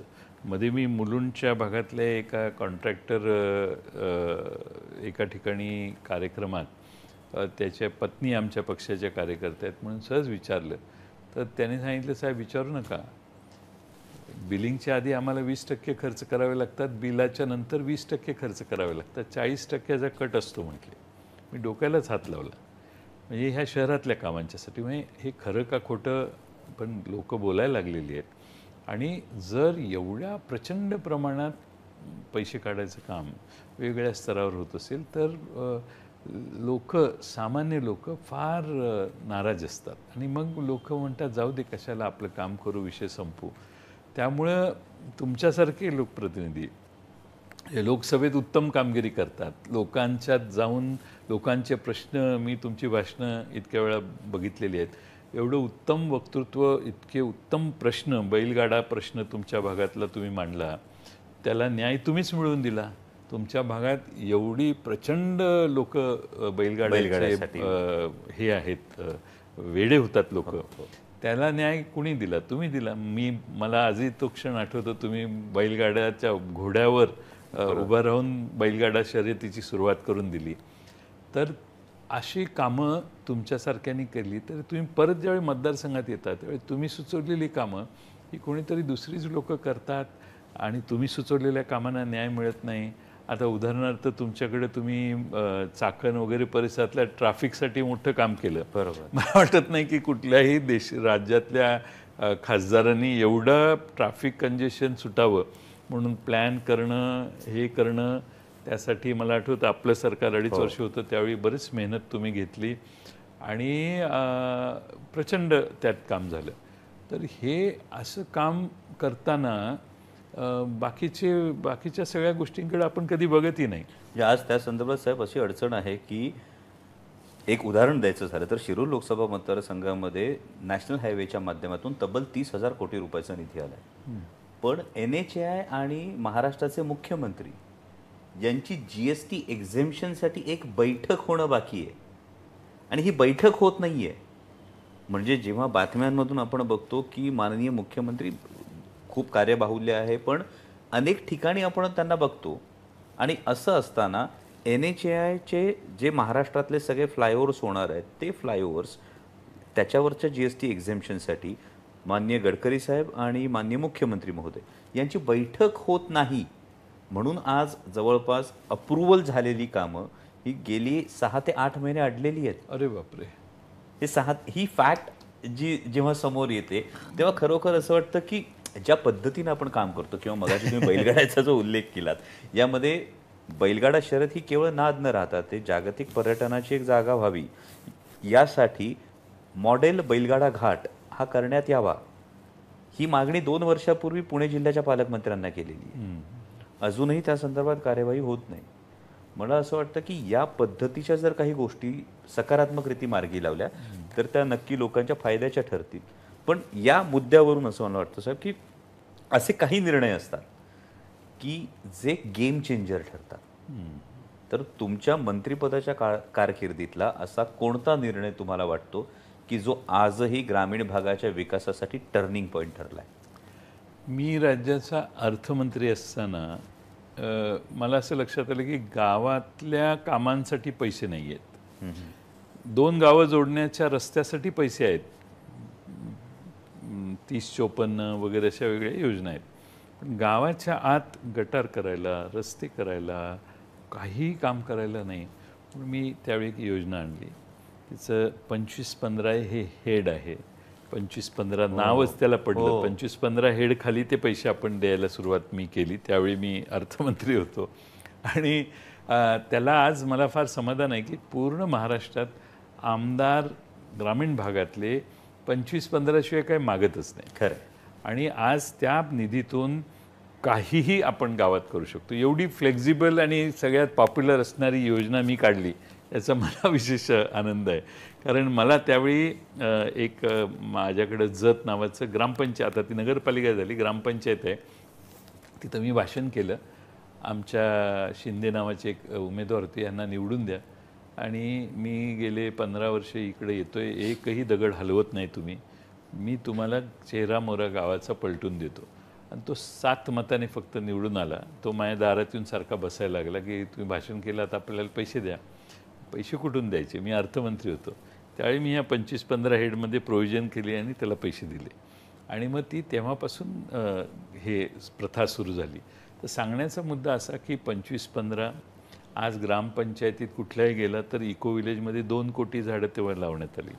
तुम्ही कुठल्याही गावात फिरायला गेला तर रस्त्याच्या कडेनं झाडं, गावात आणि गावाच्या बाहेर किंवा गावाच्या मालकीची जेवढी जमीन असते तिथं जी झाडं लागली आहेत ती 2010, 11, 12, 13 या दरम्यान लागलेली आहेत. त्यामुळं हे एक वेगळं परिवर्तन निर्माण करण्याचा प्रयत्न आमच्या काळात त्यावेळी झाला. आणि सगळ्यात महत्त्वाचं मला वाटतं की मी अर्थमंत्री असताना तिजोरी पूर्ण घाईला आलेली. तुम्ही विधानसभेत बघितलं तर भाषणं आणि राज्यातले अनेक कायदे दुरुस्त करण्याचं काम त्यावेळी फार सिन्सिअरली, ऑनेस्टली मी आणि आमच्या टीमनं केलेलं होतं. त्याच्यामुळं राज्य मूळ पदावर आलं आणि आज जो विकासाची गती राज्याची 8% ग्रोथ रेट त्यावेळी आम्ही नेऊन ठेवला होता. त्यामुळं अतिशय जोरात त्यानंतर विकास सुरू झाला. त्यानंतर राज्याने मागं वळून बघितलेलं नाही. हा मला वाटतं त्यातल्या त्यात एक समाधानाची गोष्ट आहे. म्हणजे ही एक फार महत्त्वाची खरं तर माहिती हा व्हिडिओ पाहणाऱ्यांना सगळ्यांना मिळाली आहे की जेवढे नवीन सरपंच निवडून आलेत किंवा जेवढे नवमतदार आहेत, विशेषतः ग्रामीण भागातले नवमतदार आहेत, 25-15चं जे हेड आहे ही योजनाच जयंत पाटील साहेबांनी आणलेली आहे. त्यामुळे मला वाटतं की हा जो तुमचा टर्निंग पॉईंट आहे हा खरोखर ग्रामीण भागाच्या संपूर्ण विकासासाठी एक फार मोठा टर्निंग पॉईंट ठरला आहे. पण जर जे एवढं सगळं काम झाल्यानंतर तुम्ही आत्ता अगदी तोंडपाठ जी सगळी गोष्टी ज्या सांगितल्या हे लक्षात ठेवता एका सिनियर पत्रकाराने मला एक तुमच्याविषयी विधान केलं होतं की जयंत पाटील साहेब हे त्यांच्या कामांचं मार्केटिंग करत नाहीत किंवा he is less celebrated leader than others in the state. तर या म्हणजे आता सगळंच मार्केटिंग आहे. म्हणजे कुठे जेवायला जातोय याचंही मार्केटिंग आहे. अपघाताला जरी फोन लावायचा असला तरी सुद्धा त्याचा व्हिडिओ काढला जातो. म्हणजे मदत करण्याचं हे आपण आता राजकारण बघतोय. मग हे करत असताना हे जेवढं तुम्ही केलं तर या प्रसिद्धीपासून दूर राहण्याचा का हा तुमच्यावर हे नाही, मला असं वाटतं की मी सिन्सिअरली, ऑनेस्टली काम केलं आणि शेवटी पक्षाचा मंत्री ज्यावेळी काम करतो त्यावेळी पक्षाने मार्केटिंग करण्याचं काम जर केलं तर पक्षाला त्याचं श्रेय जास्त मिळू शकतं. पण ते त्या काळात झालं नाही आणि त्याची मलाही खंत आहे. जाणीवपूर्वक झालं नसेल, कशामुळे झालं मला माहीत नाही. पण मला मी इथं फक्त एक हे करतो की जेव्हा तुम्ही व्हीलचेअरवर तुमचा अपघात झाला होता आणि राज्याचा अर्थसंकल्प सादर करण्यासाठी आपण व्हीलचेअरवर विधान भवनात गेला होतात, मला वाटतं ही गोष्ट जर आत्ताच्या काळात झाली असती तर त्याची ती इतकी मोठी न्यूज झाली असती. पण हे घडलं नाही. मी बेंगलोरला गेलेलो त्यावेळी अपघात झाला. अपघात झाल्या मला आठवतं सगळ्यात पहिल्यांदा मला भेटायला कोण आले असतील तर छगन भुजबळ साहेब आले आणि त्यांनी माझे पाय तुटलेले आहेत, मी पूर्ण आता परत येणार मागं का नाही हे माहीत नव्हतं. त्यावेळी छगन भुजबळ साहेब मला म्हटले तुलाच अर्थसंकल्प मांडायचा लवकर बरा हो. आणि एकदम ह्याने आणि त्यानंतर मलाही इतका दोन्ही पाय माझे तुटलेले होते त्यामुळं it was impossible for anybody to think about it. पण त्याने मला दम देऊन सांगितलं माझ्या बायकोला मला यालाच मांडायचं आहे लवकर बरा हो, आणि त्यांच्या त्या नेहमीच्या स्टाईलने. तर मी त्या याने मुंबईला आलो. मुंबईला परत सेकंड ऑपरेशन झालं आणि व्हीलचेअरवर गेलो आणि व्हीलचेअरवर अर्थसंकल्प मांडला. त्या सगळ्याला त्या काळात मीडियाने त्याची नोंद घेतलेली होती. पण तो काळ म्हणजे आपण 2000 सालचं म्हणतो, मी आज 23 वर्षापूर्वी. पण फार त्यानंतर फार जाहिराती आम्ही कधी केल्या नाहीत. आता अलीकडं काय झालं आहे, मी बघतोय की काम करायच्या आधी जाहिरात होते. मी कामाच्या बजेटच्या आधी जाहिरातीचं बजेट ठरत असावं अशी माझी शंका आहे. केंद्र सरकारने तर 1000 कोटी रुपये बजेटला खर्च, बजेटरी प्रोव्हिजन आहे का महाराष्ट्रात पण तेवढीच प्रोव्हिजन आहे जवळपास.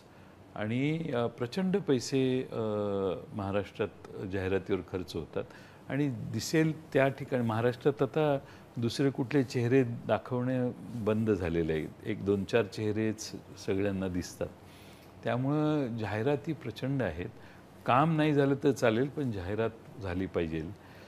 हे कधी होतं, ज्यावेळी सरकारमध्ये बसलेल्यांचा आत्मविश्वास कमी होतो त्यावेळी अशा गोष्टी दिसायला लागतात. ज्यावेळी आपल्याला आत्मविश्वास आहे की आपण जे काम करतो ते लोकांपर्यंत पोचतं आहे, त्यावेळी जाहिराती करण्याच्या भानगडीत लोक पडत नाहीत. तर मला असं आठवतं की 2004च्या आधी अटल बिहारी वाजपेयी साहेबांचं सरकार होतं. इंडिया शायनिंगच्या एवढ्या जाहिराती झाल्या आणि सगळ्यांना वाटलं की अटल बिहारी वाजपेयीच निवडून येणार परत. पण त्यांचं सरकार आलं नाही आणि मनमोहन सिंगजी पंतप्रधान झाले. त्यांनी भारत निर्माण ही कल्पना मांडली आणि इंडिया शाईनिंगमध्ये ज्या गोष्टी नव्हत्या त्या भारत निर्माणमध्ये 10 वर्षात निर्माण झाल्या भारतात. आणि त्यामुळं त्यावेळी जाहिराती नाही झाल्या. आता हे गेल्या 4-5 वर्षात तर प्रचंड जाहिराती होत आहेत आणि महाराष्ट्र सरकारमधल्या अधिकाऱ्यांना सवय नव्हती एवढ्या जाहिराती करायची. पण मला वाटतं त्यांचा जास्त वेळ कामापेक्षा जाहिरातीवर खर्च, कशा जाहिराती करायच्या ह्याच्यावर जास्त जात असेल अशी माझी शंका आहे. पण आता या जाहिरातींवरून एक आहे की आत्ताच्या सरकारने एक सुरुवात केली आहे शासन आपल्या दारी कार्यक्रमाची. या कार्यक्रमांवर होत असणारा खर्च, या कार्यक्रमांच्या जाहिरातींवर होत असणारा खर्च आणि जेव्हा माध्यमातून त्यातल्या काही ज्याला टेस्टिमोनियल्स म्हणतात असे व्हिडिओ समोर येतात तेव्हा तिथे असणारी लोकांची नाराजी.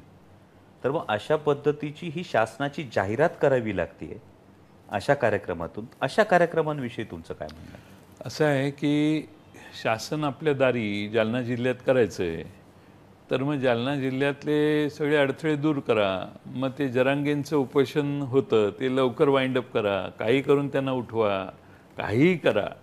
पण माझा शासन आपल्या दारी कार्यक्रम जालन्याचा व्यवस्थित झाला पाहिजे अशी मानसिकता.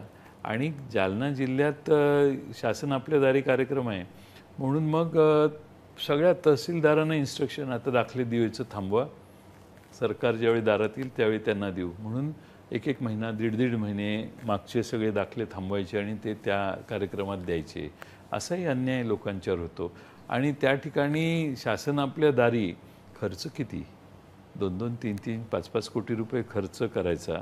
लोकांना बोलवायचं, लोक येत नसले तर मग त्या अंगणवाडीच्या आमच्या भगिनी सगळ्या आणायच्या आणि बसवायच्या, सरकारी कर्मचारी बसवायचे आणि मग सगळ्यांनी भाषणं द्यायची.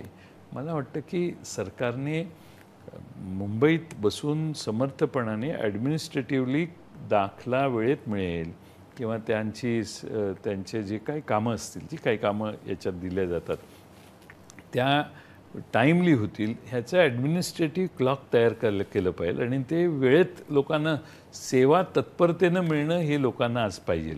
पण हे शासन आपल्या दारीत सेवा दिरंगाई नव्हते, कारण थांबलं असतं सगळं, कारण ह्यांच्या हस्ते द्यायचं असतं सगळं. त्यामुळे सरकारने आत्मचिंतन केलं पाहिजे की कोट्यावधी रुपये खर्च पगार जाहिरातीवर, मंडपावर, स्टेजवर, इव्हेंटच असते ती.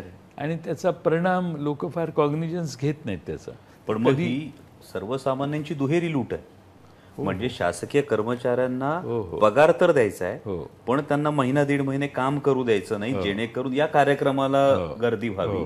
आणि दुसरीकडे शेकडो कोटी रुपये कार्यक्रमावर जर खर्च करायचे तरी सर्वसामान्य जनतेची दुहेरी लूट आहे सरकारच्या जाहिराती. दुहेरी लूट आहे आणि जाहिराती द्यायच्या, खर्च करायचे. म्हणजे सरकारने अशा कार्यक्रमाचं आयोजनच यासाठी केलं असं मला वाटतं, कारण लोक आता जमणं अलीकडं अवघड झालेलं आहे. त्यामुळे पकडून आणून हे कार्यक्रम करायचे अशी साधारणपणे त्यांची कल्पना दिसते. पण मग या जाहिरातींवरून एक आहे की एक नवीन सिस्टीम सुरू झाली सरकारमध्ये या जाहिरातींच्या जोरावर माध्यम ताब्यात ठेवणं हा एक प्रकार 2014 पासून प्रकर्षानं जाणवायला लागलाय का? हो, आता सरकार ज्यावेळी स्पेंड करत असतं जाहिरातीवर, त्यावेळी सगळ्या एजन्सीज त्यांच्या मागे लागतात. म्हणजे एजन्सी म्हणजे वर्तमानपत्राच्या एजन्सीज, आणि त्यांची स्पर्धा सुरू होते टी व्हीची, वर्तमानपत्राची, की आम्हाला जाहिरात नाही मिळाली, आम्हाला जाहिरात नाही मिळाली. मग ते जाहिराती मिळवण्यासाठी मग सरकारचे फोटो घाला, सरकारला जास्त गोड बोला, असं सगळं चालतं. त्यामुळं लोकांच्या समोर स्पष्टपणाने बातम्या देण्याचं धाडस या वर्तमानपत्रांचं होऊ शकत नाही. कारण त्यांना तुम्हाला बातम्या द्यायच्या का तिकडून दर दिवसाची 20 लाखाची जाहिरात वर पाणी टाकायचं, ह्याचा चॉईस करतात ते. आणि मग कोणीतरी बोललं तर तेवढंच छापायचं. पण सो मोठं पत्रकारिता जी आहे, फाइंड आउट करणं की हे असं भ्रष्टाचार आहे, हे आहे, हे आता तर पूर्ण बंद झालं आहे देशात. कोणीही इन्व्हेस्टिगेटिव्ह पत्रकारिता करत नाही, कोणी कुठला भ्रष्टाचार हुडकून काढत नाही, आणि जे आहे ते मंत्री बोलले की ते छापायचं, कोणी आमच्यासारखा विरोधक बोलला तर तो तेवढ्यापुरतं छापायचं. पण असं छापायचं की ज्याच्यामुळं सरकारला धक्का पोचू नये. असं आता सगळं म्हणजे हा एक इनडायरेक्टली इन्फ्लुएन्सिंग द मीडिया. म्हणजे हा एक फार महत्त्वाचा मुद्दा लोकशाहीच्या दृष्टीनं साहेब तुम्ही मांडलाय. कारण सर्वसाधारणपणे वर्तमानपत्राचा अंक छापण्यासाठी 28 ते 30 रुपये खर्च येतो. वाचकांच्या हातात तो 3-3.5 रुपयाला पडतो. त्यामुळे हा जो मधला भाग आहे, जाहिरातींशिवाय वर्तमानपत्राला पर्याय नाही. आणि असं असताना या नाड्या ज्या आहेत त्या आवळल्या जाणं हा एक प्रकार बघायला मिळतो. शिवाय मधल्या काळात दिल्लीमध्ये एक नामांकित पेपरच्या ऑफिसेसवर सरकार विरोधात बातम्या दिल्या म्हणून लगेच धाडी पडल्या. तर या दहशतीच्या जर वरवंट्याखाली माध्यमं ठेवली तर लोकशाहीचा चौथा स्तंभ असलेली माध्यमं ही स्वतंत्रपणे कामच करू शकली नाही तर सरकारला आरसा दाखवणार कोण? नाही, आता सरकारने एवढा इन्फ्लुएन्स वाढवलेला आहे की लोकांच्यापर्यंत सरकारला ज्या बातम्या सोयीच्या नाहीत त्या पोचण्याची आता काही व्यवस्था नाही आहे. आणि त्यामुळं एकच बाजू दिसते, दुसरी बाजू दिसत नाही. म्हणून लोकांचा या प्रसारमाध्यमांवरचा विश्वास कमी झाला आहे. आणि म्हणून सोशल मीडिया वाढलेला आहे. यूट्यूब चॅनेलवर फार मोठ्या प्रमाणात लोक येऊन आपली मतं मांडायला लागलेली आहेत. आणि ते बघणारा वर्ग देखील काही कोटी लोकांचा आहे. त्यामुळे लोक आता वर्तमानपत्राचा खप कमी व्हायला लागला आहे. काही चॅनेल्स मला माहिती आहेत की ज्यांनी मध्ये एका प्रसिद्ध चॅनेलने 400 लोक आपली कमी केली. का तर आता रेव्हेन्यू मिळत नाही आणि व्ह्युअरशिप कमी झाली. आता बातम्या टी व्हीवरच्या बघायच्या यापेक्षा लोक नेटफ्लिक्सवर सिनेमा बघणं जास्त पसंत करायला लागली. आणि काय असेल तर ते त्या व्हॉट्सअपवर येतेच बातमी महत्त्वाची असेल तर. त्यामुळं प्रचंड वाचक वर्ग आता कमी झालेला आहे. त्यामुळे याचा जो परिणाम व्हायचा तो झालेलाच आहे. सरकारच्या मनाच्या विरोधी कोणी वागायचं नाही या प्रसारमाध्यमांनी असं आता संकेत असल्यामुळं त्यांची लोकप्रियता कमी झाली. लोकप्रियता कमी झाल्यामुळं लोक दुसऱ्या मार्गाने माहिती मिळवण्याचा प्रयत्न करायला लागली. हे नैसर्गिक असतं नेहमी. म्हणजे म्हण आहे एक, water flows around the stone not through the stone. तसं लोक हे नाही इकडं चला त्या मार्गाला जाऊन ती माहिती मिळवू आपण, असं ते आहे. आणि ते फार मोठ्या प्रमाणात आहे. आणि तरुण वर्गात तुम्ही बघा, कोणती एखादी बातमी केली काही सेकंदात महाराष्ट्रभर कळते. त्यामुळे त्याचा अर्थ social media has become very strong. Of course television चॅनलवरच्या बातम्याही लोक बघतात, पण ते प्रमाण कमी झाले. पण या बातम्यांवरूनच एक फार महत्त्वाचा मुद्दा आत्ताच्या घडामोडींविषयी आहे. म्हणजे हा प्रश्न माझ्या नाही अनेक कार्यकर्त्यांच्या मनात आहे. आणि त्यामध्ये आपण जवळपास 35 वर्षांपासून आदरणीय शरदचंद्रजी पवार साहेबांबरोबर त्यांच्या नेतृत्वामध्ये काम करतात. अनेक जण पवार साहेबांना वेगवेगळी विशेषणं देत असतात. विशेषतः आता तर तुम्ही ज्या सोशल मीडियाचा उल्लेख केला, या सोशल मीडियावर काही असे चॅनल्स तयार करण्यात आलेले ज्या चॅनल्सवरून कायम पवार साहेबांविषयी एक संभ्रमाचं वातावरण तयार होईल किंवा वाटेल तसे त्यांच्यावर आरोप केले जातील अशा पद्धतीची एक ज्याला आपण कदाचित प्रचार यंत्रणा म्हणू शकतो अशी राबवली जाते. मग पवार साहेब कधी काय करतील याचा नेम नाही असं कायम म्हटलं जातं. याविषयी आपल्याला काय वाटतं? मी एक बघितलं, आता मी इतके वर्ष पवारसाहेबांच्या जवळ काम करण्याची मला संधी मिळालेली आहे. म्हणजे राईट फ्रॉम 1990 88 87 88पासून आम्ही जवळून पाहिलं त्यांना. विधानमंडळात 90 सालानंतर मी आलो आणि 95 नंतर अधिक मी त्यांच्याजवळ गेलो. त्यावेळी मला असं लक्षात येतं आहे की पवारसाहेब हे फार सेन्सिटिव्ह नेते आहेत. काहीही महाराष्ट्रात झालं तर पहिल्यांदा तिथं पोचलं पाहिजे ही त्यांची भावना असते. मग भूकंप झाला, आपल्याला माहिती आहे मुख्यमंत्री असताना त्यांना काही जायची गरज नव्हती, पण ते कोणी पोचायच्या आधी पहाटे तिथं सकाळी विमान घेऊन पोचले लातूरला. तसं मधल्या काळात आम्ही विरोधी पक्षात होतो. त्यावेळी उस्मानाबाद जिल्ह्यात एका महिलेवर बलात्कार झालेला होता, एका पोलिसांनी केलेला होता. त्यासाठी मला रात्री उशिरा फोन आला की उद्या सकाळी जायचं आहे, आणि इथून मुंबईहून गाडीने आम्ही उस्मानाबादला गेलो. मी म्हटले कशाला त्रास घेत आहे, मी कोणीतरी जाऊन येतो. नाही म्हटले, आपण जायलाच पाहिजे. मुंबईहून पुण्याला, पुण्याहून गाडीने सोलापूर मार्गे उस्मानाबादला, आणि त्या महिलेला भेटता येत नाही कारण तिचं नाव डिस्क्लोज करायचं नसतं. उस्मानाबादला जाऊन तिच्या नातेवाईकांना बोलवून चौकशी करून तिथं लोकांना भेटून आम्ही परत संध्याकाळी पुण्यालाही आलो या वयात. आता काल परवा इथं लाठी हल्ला झाला मनोज जरांगेंच्या उपोषणावर. तर पहिल्यांदा धावून कोण गेलं? पवारसाहेब गेले. पूर आला, पहिल्यांदा कोण धावून जातं?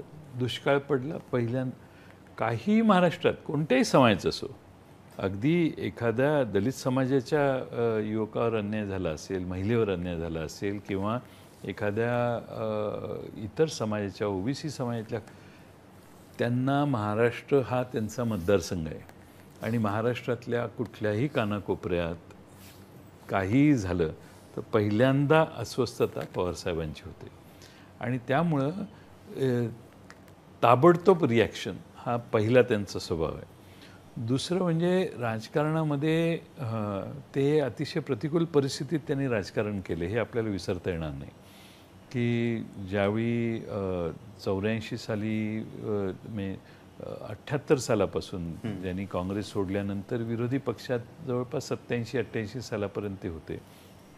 पुन्हा काँग्रेसमध्ये आले, काँग्रेसमध्ये पटलं नाही म्हणून वेगळी चौथा सुभा उभा केला, चौथी चूल मांडली. पुन्हा त्यांना कायम ह्याच्यात महाराष्ट्रातल्या जनतेनं त्यांना कमी अधिक प्रमाणात असेल काही वेळा, पण नेहमी पाठराखण महाराष्ट्रातल्या जनतेने केली. आणि महाराष्ट्रातल्या इतर सर्व पक्षातल्या लोकांना माहिती आहे की पवारसाहेब काय आहेत, पवारसाहेब काय करू शकतात. आता त्यामुळं प्रेडिक्शन्स लोक करतात, काही करू शकतात, काही करू शकतात. आता उदाहरणार्थ मी आपल्या माहितीसाठी सांगेन की आता मराठवाडा विद्यापीठाचं नामांतर झालं, करून दाखवलं. पडेल ती किंमत राजकीय द्यायची असेल तर देऊ, पण आपण मराठवाडा विद्यापीठाचं नामांतर करू. महिलांचे आरक्षण, भारतात सगळ्यात पहिल्यांदा महिलांचं आरक्षण कुणी केलं? 30% पवारसाहेबांनी केलं. मग 33% राजीव गांधींनी पुढाकार घेऊन केलं. 50% महाराष्ट्रात आपण केलं, स्थानिक स्वराज्य संस्था. ते पवारसाहेबांनी, मी ग्रामविकास मंत्री होतो त्यावेळी मला बोलून सांगितले 50% केलं पाहिजे. त्यामुळं अशी जी परिवर्तनाची पावलं आहेत ती पहिल्यांदा पवारसाहेब ओळखतात आणि पवारसाहेबच टाकतात महाराष्ट्रात. त्यामुळे महाराष्ट्र सामाजिकदृष्ट्या देखील प्रगत आहे आणि अग्रेसर आहे. शाहू फुले आंबेडकरांचा विचार मांडतात ते, त्यावेळी त्याच्यामागे हीच त्यांची मानसिकता आहे पूर्ण. म्हणजे शाहू फुले आंबेडकरांची बहुजन समाजाची मानसिकता ही प्रचंड त्यांच्यामध्ये आहे. आणि त्यामुळं बहुजन समाजाच्या हितासाठी जे करता येईल ते करण्याचं काम कायम ते करतात. तर मला आठवतं की महाविकास आघाडीची स्थापना झाली, कोणाच्याही ध्यानीमनी नव्हतं. विधानसभेच्या निवडणुका लागल्या आणि झाल्या आणि निकाल आकडे स्पष्ट झाल्यावर पवारसाहेबांनी महाविकास आघाडी स्थापन केली, शिवसेना, काँग्रेस आणि राष्ट्रवादी एकत्रित केली.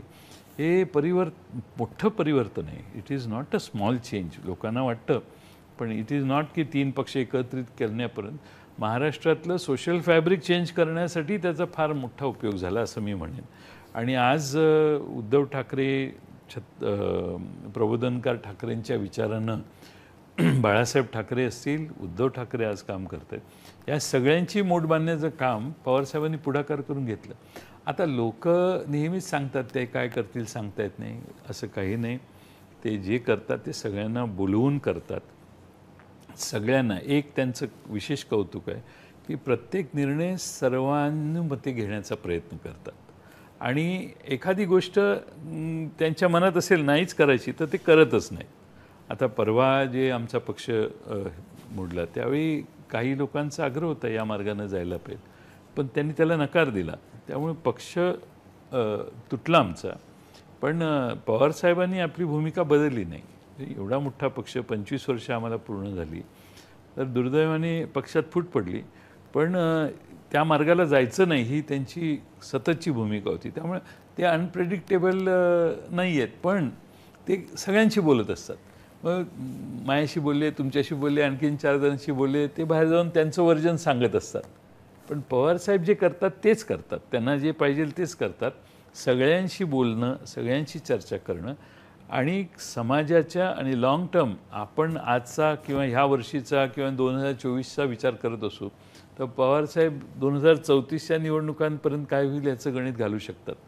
आणि आज लोकांना अशी हे आहे की इतकं वय झालं, त्यांचं वय झालं तरी आम्ही जवळून काम करतो. He is sharper than any other brain. त्यांचा ब्रेन फार शार्प आहे आणि चटकन गोष्टी कळतात. आता ते एथिक्स पाळणार आहेत. यशवंतराव चव्हाण साहेबांच्या पठडीतले आहेत, त्यांचेच ते शिष्य आहेत. आणि यशवंतराव चव्हाण साहेबांनी सुसंस्कृत राजकारणाची सवय महाराष्ट्राला घालून दिलेली आहे. त्यांचा पायाच यशवंतराव चव्हाण साहेबांनी रचला. तर सुसंस्कृत महाराष्ट्राचे मग बाळासाहेब देसाई असतील, माझे वडील असतील, राजाराम बापू पाटील असतील, तिकडं मधुकरराव चौधरी असतील, ही जी जुनी पिढी, यशवंतराव मोहिते असतील, ही जी जुनी लोक आहेत ती ह्या विचाराचीच होते. आज शरद पवार साहेब हे त्या पिढीतले हे शेवटच्या टप्प्यातले नेते आहेत आणि त्यांच्या मनावरचे सगळे संस्कार हे शाहू फुले आंबेडकर, यशवंतराव चव्हाणांची संस्कृती याचे आहेत. त्यामुळे ते सगळ्यांशी बोलत असतात. सगळ्यांशी अक्रॉस द पार्टी त्यांचा संपर्क असतो. याचा अर्थ असा नाही की पवारसाहेब त्यांच्या मागे गेले. त्यांचं ऐकणं आणि पाहिजे ते मनाला करणं हे पवारसाहेबांनी, त्यांच्या पुस्तकाचं नाव काय आहे, on my terms. On my terms. हे always he works on his terms. त्यांना पाहिजे तेच ते करणार. आपल्याला वाटतं हे यांचं ऐकतील, त्यांचं ऐकतील, म्हणून he is a non manipulate न होणारा नेता म्हणून शरद पवार साहेब. नाहीतर असे बरेच नेते असतात की याला पाठव, ह्यांचे संबंध चांगले, त्याला पाठव, मग माझ्याबद्दल गुडविल तयार कर. नो, त्यांना ऑन माय टर्म्स, त्यांना ते कधी मॅनिप्युलेट होत नाहीत. कुणी त्यांना मॅनिप्युलेट करू शकत नाही. कितीही दबाव आणला, त्यांचा मत नसेल तर नाही. त्यामुळं मी आता अलीकडे मागच्या 5-6 वर्षात विनोदाने सांगतो की पवारसाहेब मला जेवढे कळले ते कुणाला कळले नाहीत. कारण मला आज प्रेडिक्ट करू शकतो मी ते त्यांच्या मनात मी काही बोललो आहे त्यांना आवडलेलं नाही हे मला लगेच कळतं. हे पण काही गोष्टी आवडल्या नाहीत तरी बोलायच्या आहेत. काय आवडणार आणि काय नाही हेही माहीत असतं, पण त्याला काही इलाज नाही. शेवटी जे एक मी पाहिलं आहे म्हणजे गेल्या 4.5 वर्षामध्ये, म्हणजे महाराष्ट्रातले पवारसाहेब आणि दिल्लीतले पवारसाहेब या 2 वेगळ्या व्यक्ती आहेत का इतपत वाटावं इतका त्यांचा प्रचंड ऑरा दिल्लीत सुद्धा आहे. महाराष्ट्रात ते घरातले ज्येष्ठ वाटतात आणि दिल्लीमध्ये पवारसाहेबांचा असणारा दबदबा. आत्ताचं जे इंडिया आघाडी जी झाली आहे त्या दिवशी मला दिल्लीतल्या एका पत्रकाराने हाच मुद्दा मांडला. मला म्हणाले की तुमचे पवारसाहेब हे या इंडिया आघाडीचं मुख्य चुंबक आहेत. तर मग हे कारण आहे का की पवारसाहेब इंडिया आघाडीचा मुख्य चुंबक असणं, अक्रॉस ऑल पार्टी एक डायलॉग करण्याची ही क्षमता असणं, म्हणून राष्ट्रवादी काँग्रेस पक्षावर दबाव आणून काही जणांना वेगळी भूमिका घ्यायला भाग पाडली, असं घडलं असं वाटतं तुम्हाला? शक्यता आहे जास्त ती. कारण मी बघितलं इंडियाची इथेही मिटिंग झाली, राहुल गांधींपासून सगळे नेते आलेले. तर पवार साहेबांना जवळपास सगळेच मानतात, रिस्पेक्ट देतात. आणि पवारसाहेबांची हातोटी ही आहे की प्रत्येकाशी व्यक्तिगत संबंध पवारसाहेबांचे आहेत. म्हणजे अगदी आपल्या पश्चिम बंगालच्या मुख्यमंत्री असतील, त्यांचे अत्यंत जिव्हाळ्याचे आणि मुलीसारखे संबंध आहेत. त्यामुळं सगळ्यांना ते एकत्रित करू शकतात. त्यामुळे पवारसाहेब हे या सगळ्या इंडियाच्या आघाडीचे केंद्रबिंदू आहेत असं मला वाटतं. लोक त्यांच्या संपर्कात राहतात. पण आता याच्यात सगळ्यात मोठा पक्ष काँग्रेस आहे. राहुल गांधींचाही मेजर रोल याच्यात आहे. आणि मला असं दिसतंय की राहुल गांधी आणि काँग्रेस हे थोडीशी पडती भूमिका घेऊन सगळ्यांना एकत्रित करण्याच्या प्रयत्नात दिसत आहेत. त्यामुळे मला खात्री आहे की इंडियाचं यश हे बऱ्यापैकी ते निर्माण करू शकतील. पण शेवटी बरेच गोष्टी आहेत, अजून बरंच पाणी पुलाखालून जायचं आहे. त्यामुळे पुढं बघू आता काय होतंय. पण आता याच्यामध्ये सगळ्यात महत्त्वाचा आणि थेट प्रश्न जो अनेक कार्यकर्त्यांच्या मनात आहे, जे मी सुरुवात केली की पवारसाहेब अनप्रेडिक्टेबल आहेत असं जसं लोकांना वाटतं, तसा एक नॅरेटिव्ह सातत्यानं मीडियामध्ये सोडला जातो की जे काही राष्ट्रवादी काँग्रेस पक्षात घडलं हे पवारसाहेबांच्या आशीर्वादानेच घडलं आणि पवारसाहेबच या सगळ्याच्या पाठीमागे आहेत, त्यांना कल्पना आहे, असा एक नॅरेटिव्ह हा सातत्यानं मीडियात सोडला. तुम्ही हा फार धाडसाचा प्रश्न विचारतोय कारण माझ्या खूप आपल्या कार्यकर्त्यांच्या मनात हा संभ्रम आहे, काठावरच्या मतदारांच्या मनात हा संभ्रम आहे आणि मीडियामधून दबक्या आवाजात अनेक पत्रकार ही चर्चा करत असतात की राष्ट्रवादीत जे काही घडलंय हे स्क्रिप्टेड आहे आणि यामागे पवारसाहेबांचा हात आहे असं म्हटलं जातं.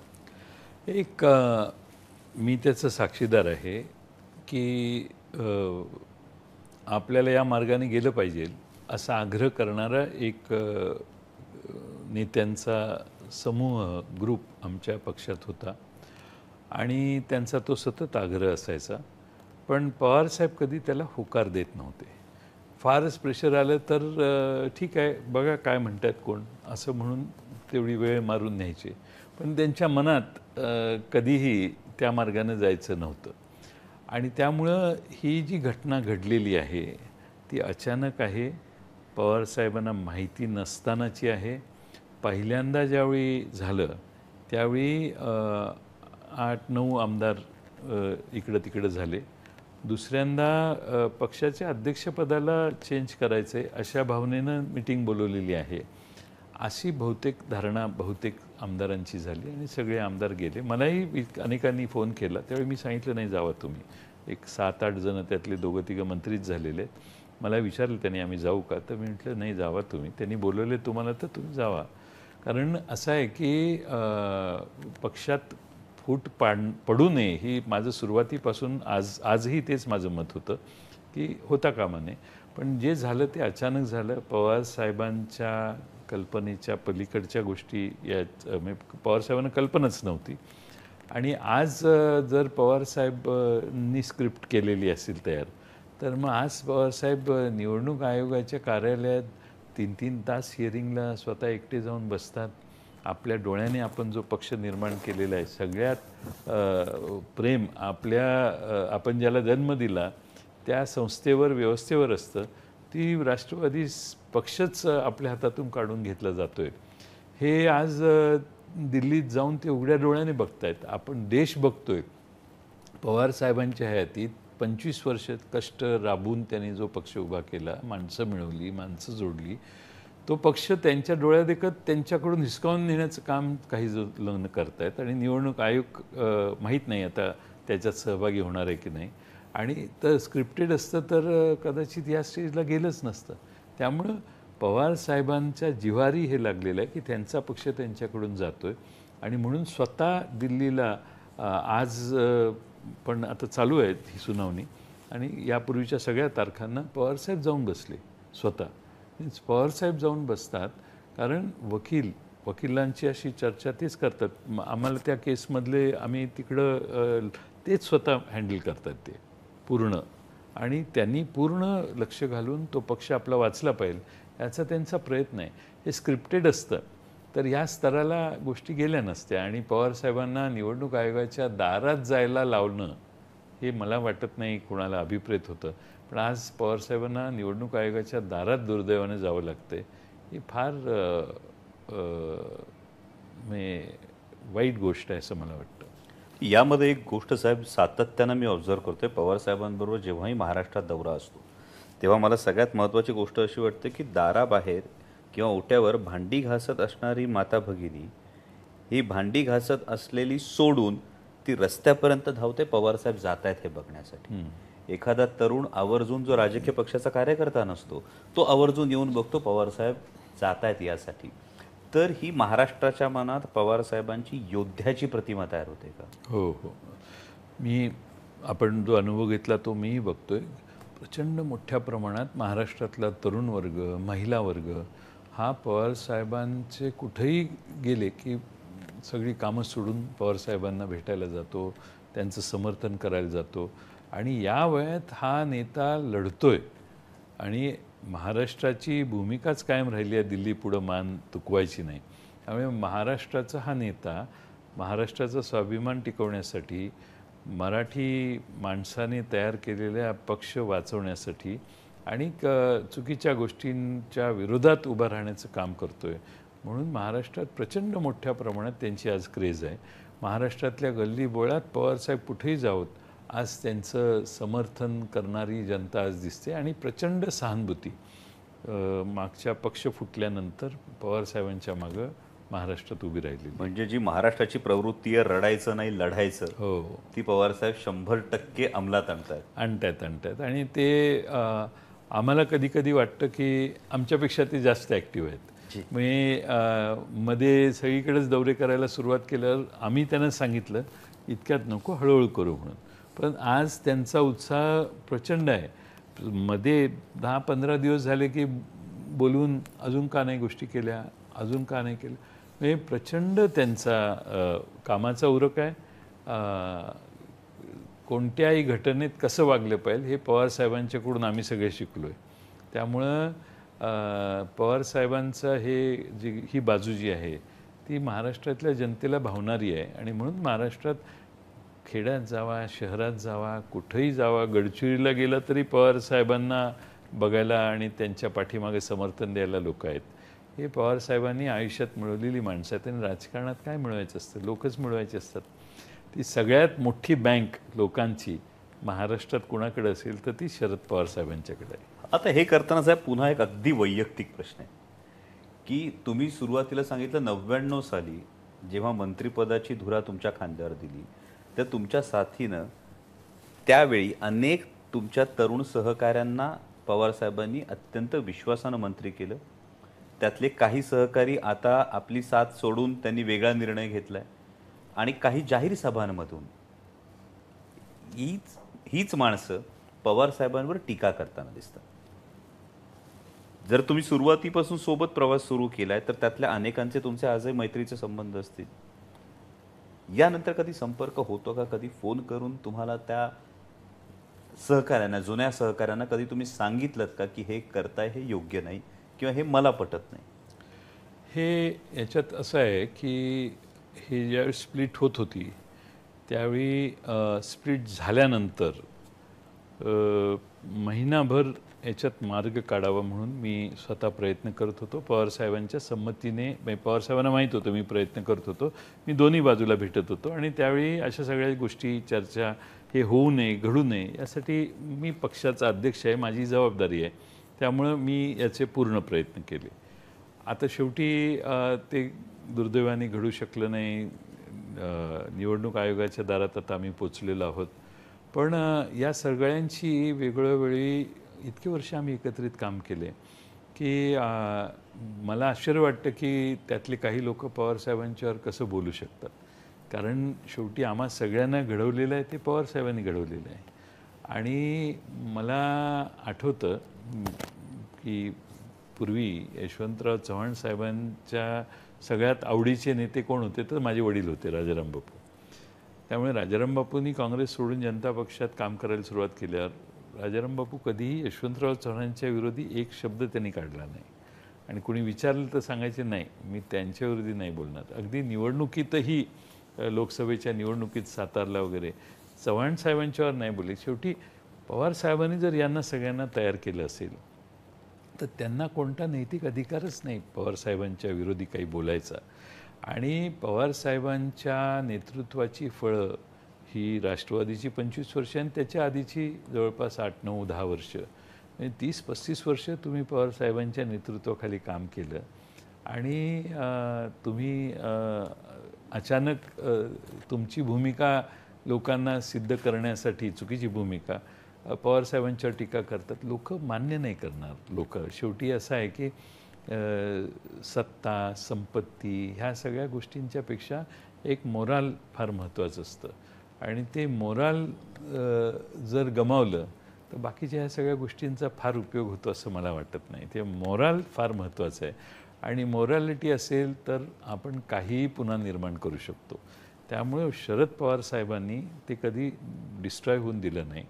आता पवार साहेबांच्यावर टीका करणारे, माझा तर आता काही संबंध फारसा कोणाशी येत नाही, कधी क्वचित कामही काही आता शेवटी विरोधी पक्षातलीच आमची भूमिका आहे, पण कधी कधी काम निघालंच तर देवेंद्र फडणवीसांना फोन केला तर ते फोन रिसीव्ह करतात आणि बोलतात माझ्याशी.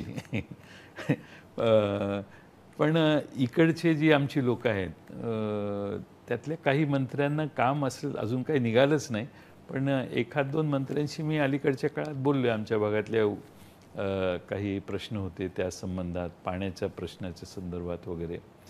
पण मनात असं राहून राहून वाटतं की या सगळ्यांना पवारसाहेबांनी तयार केलं किंवा पवारसाहेबांच्या नेतृत्वाची फळं यांनी चाखली. त्यांनी पवारसाहेबांच्यावर नैतिकदृष्ट्या बोलायचा त्यांना कुठला अधिकार नाही. तुम्हाला कितीही राग येऊ, पण शेवटी बाप तो बापच असतो. तुमचाच मी डायलॉग ऐकलेला आहे, बाप तो बापच असतो. आणि वडिलांच्या विरोधी मुलगा बोलतो, मागच्या जनरेशनच्या विरोधात पुढची जनरेशन बोलते, त्यावेळी लोक त्या जनरेशनची माप काढतात आणि लक्षात येतं त्यांना की कोण काय आहे. तर तुम्ही म्हणालात की तुम्ही या 2 गटांमध्ये समन्वय साधावा यासाठी खूप प्रयत्न केला त्यावेळी. पण मीडियामध्ये सातत्यानं या बातम्या येत होत्या की जयंत पाटील साहेब आणि अजितदादा यांच्यामध्ये सुप्त संघर्ष आहे. तर हा पुन्हा एक थेट प्रश्न, अजितदादा आणि तुमचे संबंध कसे आहेत? खरं सांगू का, आणि 1990 साली मी विधानसभेत आलो. त्यावेळी ते लोकसभेत होते, नंतर ते 1 वर्ष 1.5 वर्षाने विधानसभेत आले, पवारसाहेब दिल्लीला गेले, अशा काही गोष्टी झाल्या. माझा कधी त्यांच्याशी संघर्ष असा झाला नाही किंवा क्रॉस करण्याचा विषय झाला नाही. उलट RR पाटलांच्या बरोबर आम्ही ज्यावेळी बसायचो त्यावेळी माझं आणि अजितदादांचं एकमत असायचं RR पाटलांच्या बरोबर चर्चा करताना. त्यामुळे असे अनेक प्रसंग आहेत की मंत्रिमंडळातही अनेक असे विषय आहेत की आमची बऱ्याच वेळेला एकमत व्हायचं. म्हणजे मतभेदाचा प्रश्नच कधी आला नाही किंवा मी त्यांच्याशी स्पर्धा करण्याचा प्रश्न आला नाही, कारण ते पवारसाहेबांच्या घरातलेच होते. पण स्पर्धा करण्याची मनातही माझ्या कधी इच्छा आली नाही आणि मला जी जबाबदारी दिली ती मी व्यवस्थित पार पडली. त्यामुळं मला अगदी म्हणजे पक्षाचा अध्यक्ष करतानाही पवारसाहेबांना मी म्हटलं की त्यांना विचारा, त्यांची मान्यता असेल तर मी अध्यक्ष होतो, नाही तर मी होणार नाही म्हटलं. कारण शेवटी ते पक्षातले एक प्रमुख नेते होते. तर पवारसाहेबांनी मला सांगितलं हो माझं बोलणं झालेलं आहे आणि मी म्हटलं त्यांना इच्छा नसेल तर मला नका करू, दुसरं कुणालाही करा, माझं काहीही प्रॉब्लेम नाही. तरी मला पवारसाहेबांनी मला सांगितलं माझं सगळ्यांचं एकमत झालं आहे आणि तुम्हाला करायचं. त्यामुळे 18 साली मला वाटतं काहीतरी मी अध्यक्ष झालो. त्यानंतर मी पक्ष आता 2014 साली निवडणूक झाली. म्हणजे अजितदादाच राज्याचे उपमुख्यमंत्री होते मला आठवतं आणि पृथ्वीराज चव्हाण मुख्यमंत्री. त्यावेळी जी निवडणूक झाली त्यावेळी आम्ही सगळ्यात लोएस्ट आमदार आमच्या पक्षाचे आले, 40-41 काही आमदार आमचे आले, काँग्रेसचे तेवढेच आले आणि भाजप शिवसेना मोठ्या प्रमाणात महाराष्ट्रात निवडून आली. आणि त्यावेळी अजितदादा उपमुख्यमंत्री होते, आमच्या पक्षाचे ते नेते होते. त्यानंतर 18 साली माझ्यावर जबाबदारी टाकली. त्यावेळी पूर्ण फुल फ्लेज्ड भारतीय जनता पक्ष स्पीडनं प्रभावीपणानं महाराष्ट्रात काम करत होती आणि त्यावेळी मी ही जबाबदारी स्वीकारली ज्यावेळी कोणी अध्यक्ष होत नव्हतं त्यावेळी. आणि मी व्हायची माझी इच्छाही नव्हती त्यावेळी, पण मला साहेबांनी आदेश दिल्यावर मी झालो. ती निवड झाली माझी, पुण्यात सभा झाली, सगळ्यांच्या एकत मतदान झालं आणि माझी निवड झाली. त्यानंतर विधानसभा आल्या, त्यावेळी मी आणि अजित पवारांनी बसून तिकीटं ठरवली. थोडं सर्वेक्षण केल्यानंतर जे मी त्यांच्यासमोर ठेवायचो त्याला ते कधी नकार दिला नाही. म्हणजे त्यांच्यातही मी हे ॲडमिट केलं पाहिजे की जे योग्य आहे ते करायला त्यांनी कधी नकार दिला नाही. आणि त्यांचं आणि माझं ट्युनिंग फार व्यवस्थित होतं. म्हणजे त्यांना मी सांगितलं हे नाही करायचं आणि मी सांगायचो त्यांना मी हे करता येणार नाही, तर ते ठीक आहे. कधी कधी चिडायचे माझ्यावर, तुम्ही काय सांगतो मी, तुम्ही काहीच कळत नाही वगैरे, त्यांची ती पद्धत आहे. पण तरी मला माहिती होतं की जे खरं आहे ते सांगितलं तर त्यांना कालांतरानं लक्षात येतं. म्हणून मी कधी काही गोष्टी त्यांच्यावरून दडून, आणि मी पवारसाहेबांच्यावरही असेल अजितदादांच्यावर असेल काही गोष्टी दडवण्याचा उद्योग नाही केला. त्यामुळं कधी त्यांच्यात आणि माझ्यात मतभेद, अगदी विधानसभेचे तिकीटं ठरवताना अगदी तिकीटं बदलायचा 1-2 तिकीटं आम्ही बदलली. त्यांनी मला फोन करून सांगितलं की जयंतराव हे तिकीट आपण बदलतोय, चालेल का? हो म्हटल्यावर त्यांनी ती तिकीट AB फॉर्म दुसऱ्या व्यक्तीला दिला. म्हणजे काहीही आमच्यात कधी मतभेद झाले नाहीत. तर त्यांच्या मनात काय असेल तर मला माहीत नव्हतं, पण मी प्लेनली काम करत होतो. आता त्यानंतर दादांनी ऐनवेळी जाऊन शपथ घेतली. शपथ घेतल्यानंतर त्यात पवारसाहेबांनीच मला सांगितलं तुम्ही त्यांना जाऊन भेटा आणि सांगा परत आलं पाहिजे म्हणून. तेही काम मी केलं. त्यावेळी कटुता आली असेल, त्यांना मी सांगितलं की या गोष्टी विधानसभेत होणार नाहीत, हात वर करून मतदान होणार आहे, प्रश्न तयार होतील वगैरे, त्या गोष्टी आता ते इतिहास आहे तो. पण ते त्यावेळी असेल. त्यानंतर सरकार स्थापन झालं. सरकार स्थापन झाल्यावर दादांना उपमुख्यमंत्री दीड महिन्याने करण्यात आलं. त्यावेळी मी ऑब्जेक्शन घेतलं नाही, त्यांना केलं ठीक आहे. तसं म्हणणं योग्य नाही. पण शिवाजी पार्कच्या सभेमध्ये मुख्यमंत्री शिवसेनेचा होतो तर उपमुख्यमंत्री राष्ट्रवादीचा आपल्याला मिळालेल्या पदात व्हायला पाहिजे होता, पण त्यावेळी केला नाही. आणि त्यानंतर शपथविधी करताना अजित पवारांना उपमुख्यमंत्री करण्यात आलं. आम्ही कुणीही ऑब्जेक्शन घेतलं नाही. त्यानंतर आमचं सरकार पडलं. सरकार पडल्यानंतर विधानसभेत मी आता जवळपास 4 वर्ष 4.5 वर्ष काम केलेलं होतं पक्षाचा अध्यक्ष म्हणून. मी म्हटलं मी आता विरोधी पक्ष नेता होतो, तुम्ही अध्यक्ष व्हा, पक्षाचे अध्यक्ष व्हा. त्यावेळी त्यांनी नाही म्हटलं मला विरोधी पक्ष नेताच व्हायचं आहे म्हणून. त्यावेळी आम्ही ते मान्य केलं त्यांचं. ते म्हणजे त्यांचं म्हणणं पवारसाहेबांनी कधी डावललं असं मला आठवत नाही. आणि त्यांनी आग्रह केला तर मी माघार घेत आलेलो आहे, कारण ठीक आहे त्यांना व्हायचं तर त्यांनी व्हावं. त्यामुळे त्यावेळी भुजबळ साहेबांच्या आणि हसन मुश्रीफ साहेबांच्या समोर आमच्या चौघांची मिटिंग झाली. त्यावेळी भुजबळ साहेबांनी सांगितलं जयंत आता तू थांब, तू पक्षाचं काम बघ आणि अजितदादाला सरकारचं काम बघू दे. एवढं अंडरस्टँडिंग झालं. त्यांनी समजावून सांगितलं ठीक आहे म्हटलं. त्यामुळे काही म्हणजे ठीक आहे, मागणी करणे हा काही गुन्हा असेल तर मग मी दोषी आहे.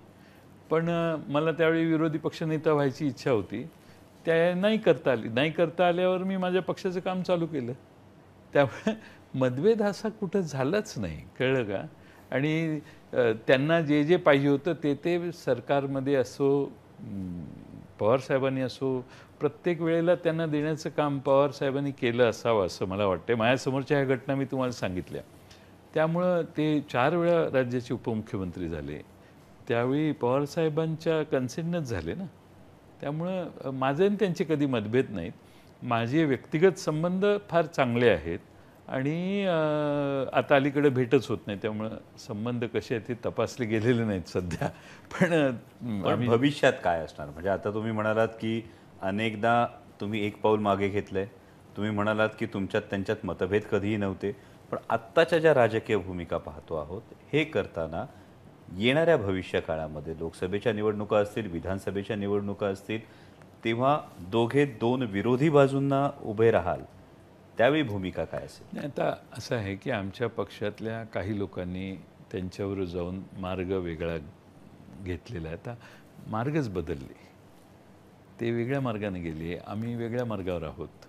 आम्ही मार्ग बदललेला नाही, पण त्यांनी मार्ग बदलण्याचं बदलला. आता फारकतच झाली ना. आता काही पुढं जे रोल आपल्या नशिबात असेल तो प्ले करावाच लागेल. शेवटी यात सगळ्यात महत्त्वाचं म्हणजे लोक, महाराष्ट्रातली जनता. महाराष्ट्रातल्या जनतेच्या विरोधात जाऊन, त्यांची मानसिकतेच्या विरोधात जाऊन काही करणं हे ॲप्रोप्रिएट नाही होणार, बरं दिसणार नाही. आणि शेवटी लोक काय म्हणतील याचा विचार कायम करायचा असतो. त्यांनी त्यांचा मार्ग अनुसरलेला आहे. त्यांचे माझे व्यक्तिगत चांगले संबंध आम्ही ज्यावेळी एकत्रित काम करत होतो त्यावेळी होते. आज दुर्दैवाने त्यांनी फारकत घेतलेली आहे आणि त्यामुळे त्यांचा मार्ग आज वेगळा झालेला आहे, आमचा मार्ग वेगळा झालेला आहे. पण जेव्हा राजकीय संघर्षाची वेळ येईल तेव्हा तो संघर्ष त्याच ईर्षेने, त्याच अटीतटीने होणार. हा कार्यकर्त्यांसाठी फार महत्त्वाचा मुद्दा आहे. असं आहे की मी ज्या पक्षात आहे त्या पक्षाचं अस्तित्व वाढवण्यासाठी, पक्ष टिकवण्यासाठी आणि पक्ष महाराष्ट्रात मोठा करण्यासाठी जे करावं लागेल ते आम्हाला करावंच लागेल. त्याच्यात कॉम्प्रोमाइज करताच येणार नाही. आणि ज्यामुळं महाराष्ट्रात पवारसाहेबांच्या धोरणातून जे पक्षवाढीचं काम आहे ते आम्हाला पूर्ण करावंच लागेल. त्याला काही दोन मतं होऊ शकत नाहीत. आणि त्यामुळे पक्षवाढीसाठी जे करायचं आहे त्यामध्ये मग जे जे अडथळे असतील त्या सगळ्या अडथळ्यांच्या विरोधी लढावंच लागेल. त्याला काही इलाज नाही आणि जे काय होईल ते होईल.